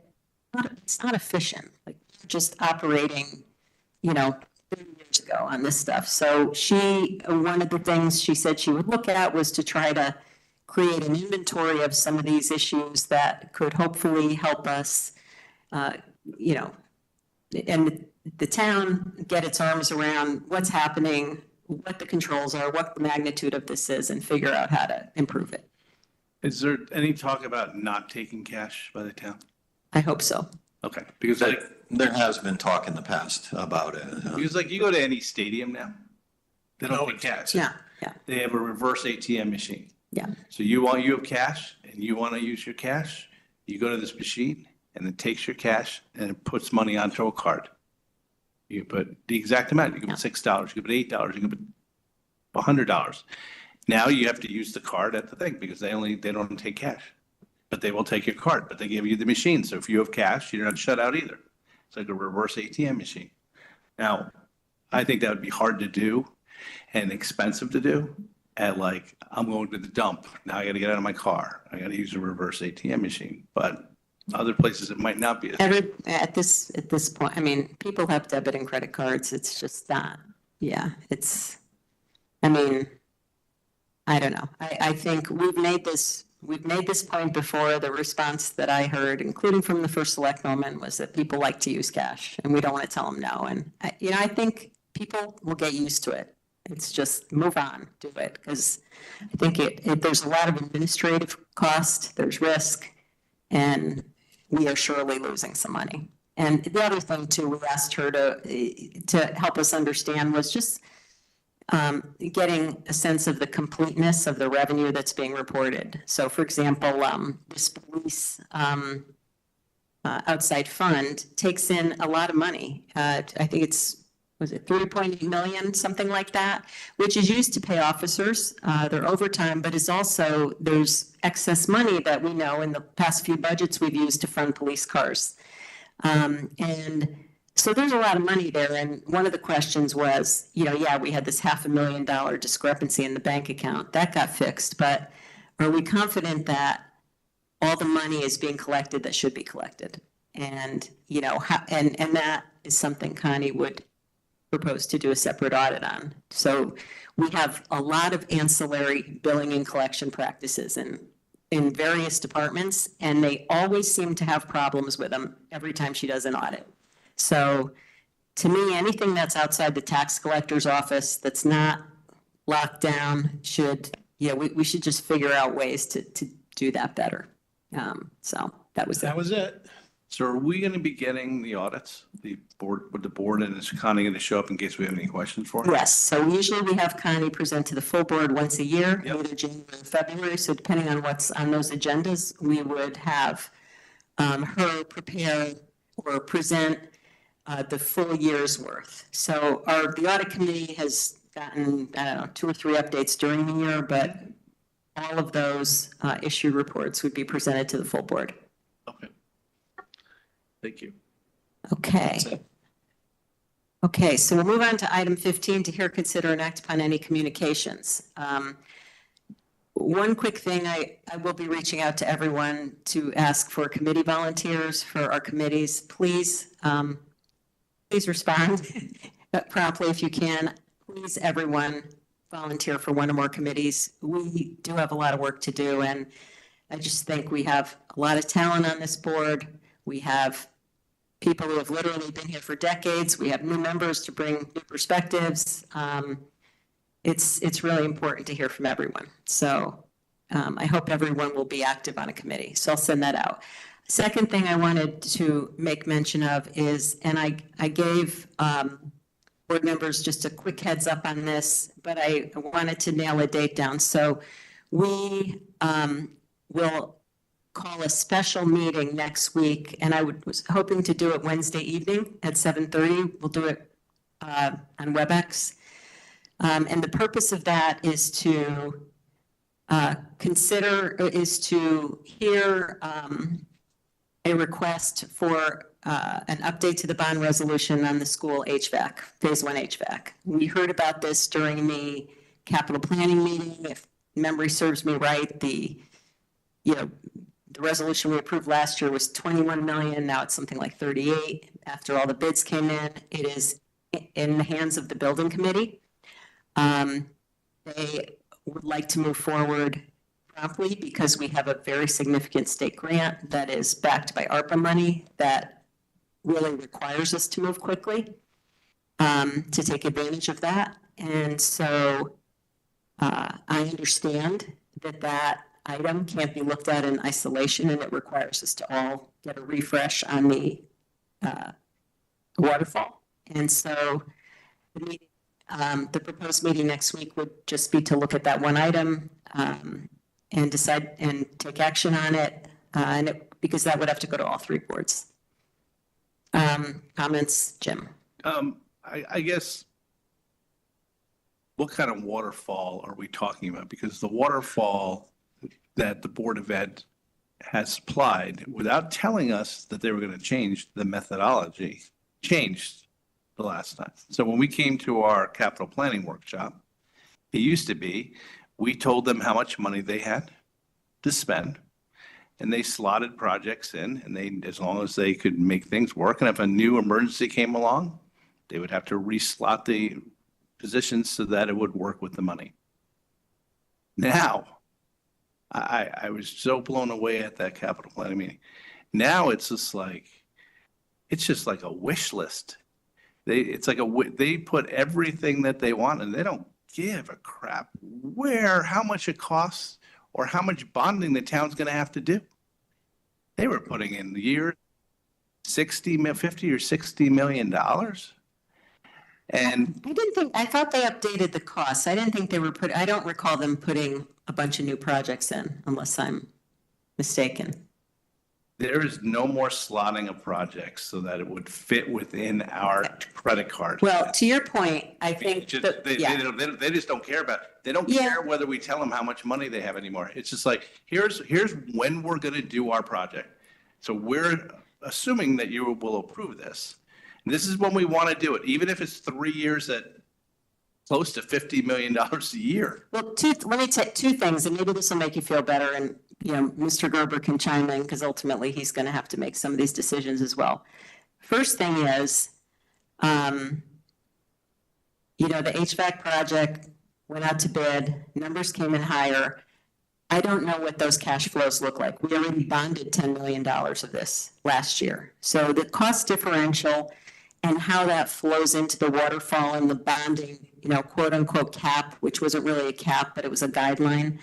I think we have to see that and see where it pushes us over. That was the big issue in the capital planning workshop, was that information came up, it got plopped into the waterfall, and the implications of it were never dealt with. We had some errors in the schedule. The prior year numbers were wrong. We were told there were potential, doubling up of reimbursement monies in there. So we heard things, but they didn't add up to a bottom line that we could all walk away and say, okay, when these come before us next time, at least we know how they fit in. So we got a commitment that waterfall would be updated, and it was updated, but we haven't actually had a presentation on it.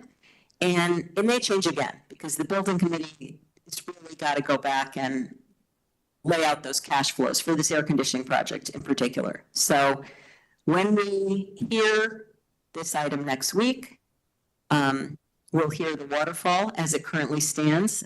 I don't think anybody expects that waterfall is cast in stone. We know that the WPCA is an open item.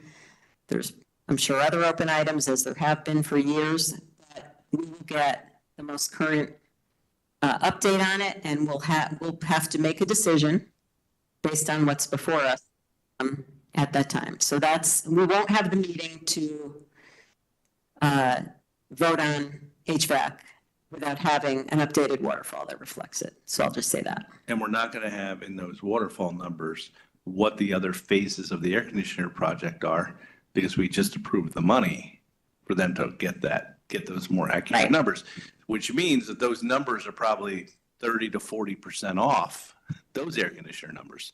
Because that's kind of like an air conditioner numbers But are. once we get those, you know, and we have good numbers, you know, those are not anything we're going to vote this year, and all that's going to have to be adjusted. So agreed. But what we need to know is what we commit to this year is something we can all be comfortable with in total. And this phase one is going to be a two to 3 year endeavor anyway. So these other phases will, you know, we'll have some time to deal with them. And I'll tell you what the plan is right now is to take what the Board of Ed proposed and to put that into the capital plan. And so there are going to be When they want it to be. There are going to be some, there are going to be large numbers, and the HVAC as we knew it would be in there, knowing that probably those numbers will grow when the study was done. But rather than leave them out, I think it's good to at least have something in there. You're talking about the next phases. Correct. Yeah. And so the money we just approved, the $1 million of seed money, is there to refine those estimates. All right. Yeah. So yeah, absolutely. I don't want to mislead anybody to what is going to be presented or what I plan on presenting and putting into the capital plan. Right. It'll be up to the point it can be, but what we left with last time didn't have the current cash flows broken out, you know, for this phase one project. I mean, the building committee is, I guess, figuring this out or has figured it out in the past couple of days, nor did it have the correct prior year numbers. So we couldn't really see, or the current year, I would say, this current fiscal year. I think it showed 4 million bonded for the Board of Ed when it was really 10. So we looked at that and said, okay, maybe it's not so bad if they go over next year because it averages out. So there were mistakes in the analysis. There were numbers that were not updated. And so those updates, as best as they could be determined, maybe some ARPA stuff goes in there, we look at when we vote, when we take up this item next week. So does Wednesday, I'm sure we can have a quorum, but I hope everybody can make it next Wednesday. I think I can. Okay. Remotely. Okay, so we will put out, we will get that on the calendar and get an agenda. Do you have anything you want to add on that process or any questions for us, Mr. Gerber? Nothing to add on what you just said, but I'm unclear about the process in general. So I'm going to be meeting with Mike Testani, David Becker, Sal Morabito, hopefully Angeles, a group of people in my office to try to figure out going forward why we need to make sure. David Becker's now the chair of the building committee. Jason Lee was elected to the Board of Ed and had to step down. So David's now chair, and we need to figure out how to make this more efficient going forward, what the process should be, because I understand it's last minute now. And what they're telling us is that they wanted an owner's rep that was held up in town hall for a couple months. And so now they're behind. There's no filing deadline. At first, we thought there was a filing deadline for this year. It turns out there's nothing that the state needs, but we have to have this project accepted by December 2026. Sounds like a lot of time, but according to David, that's not a lot of time. There's a 2-year lead time for some of the switching equipment that connects with UI. You're probably aware of this as well. Yeah. And we're really behind the 8 ball. So they feel there's a huge rush. They didn't even want to delay it a week, but you know, what's a week in the scheme of things? We need to figure out what this process is going to be going forward, because there are many more asks going forward. That's basically all I wanted to add. Thank you. All right, so we'll plan on getting something out to the board on that topic and next Wednesday. All right, any other, Jared, any other communications? No. Okay. Yeah, I will just say, it just seems like we've been having a lot of emergency meetings, extra meetings, special meetings. I mean, it's just like, we made a commitment to our time and we look at the schedule tonight.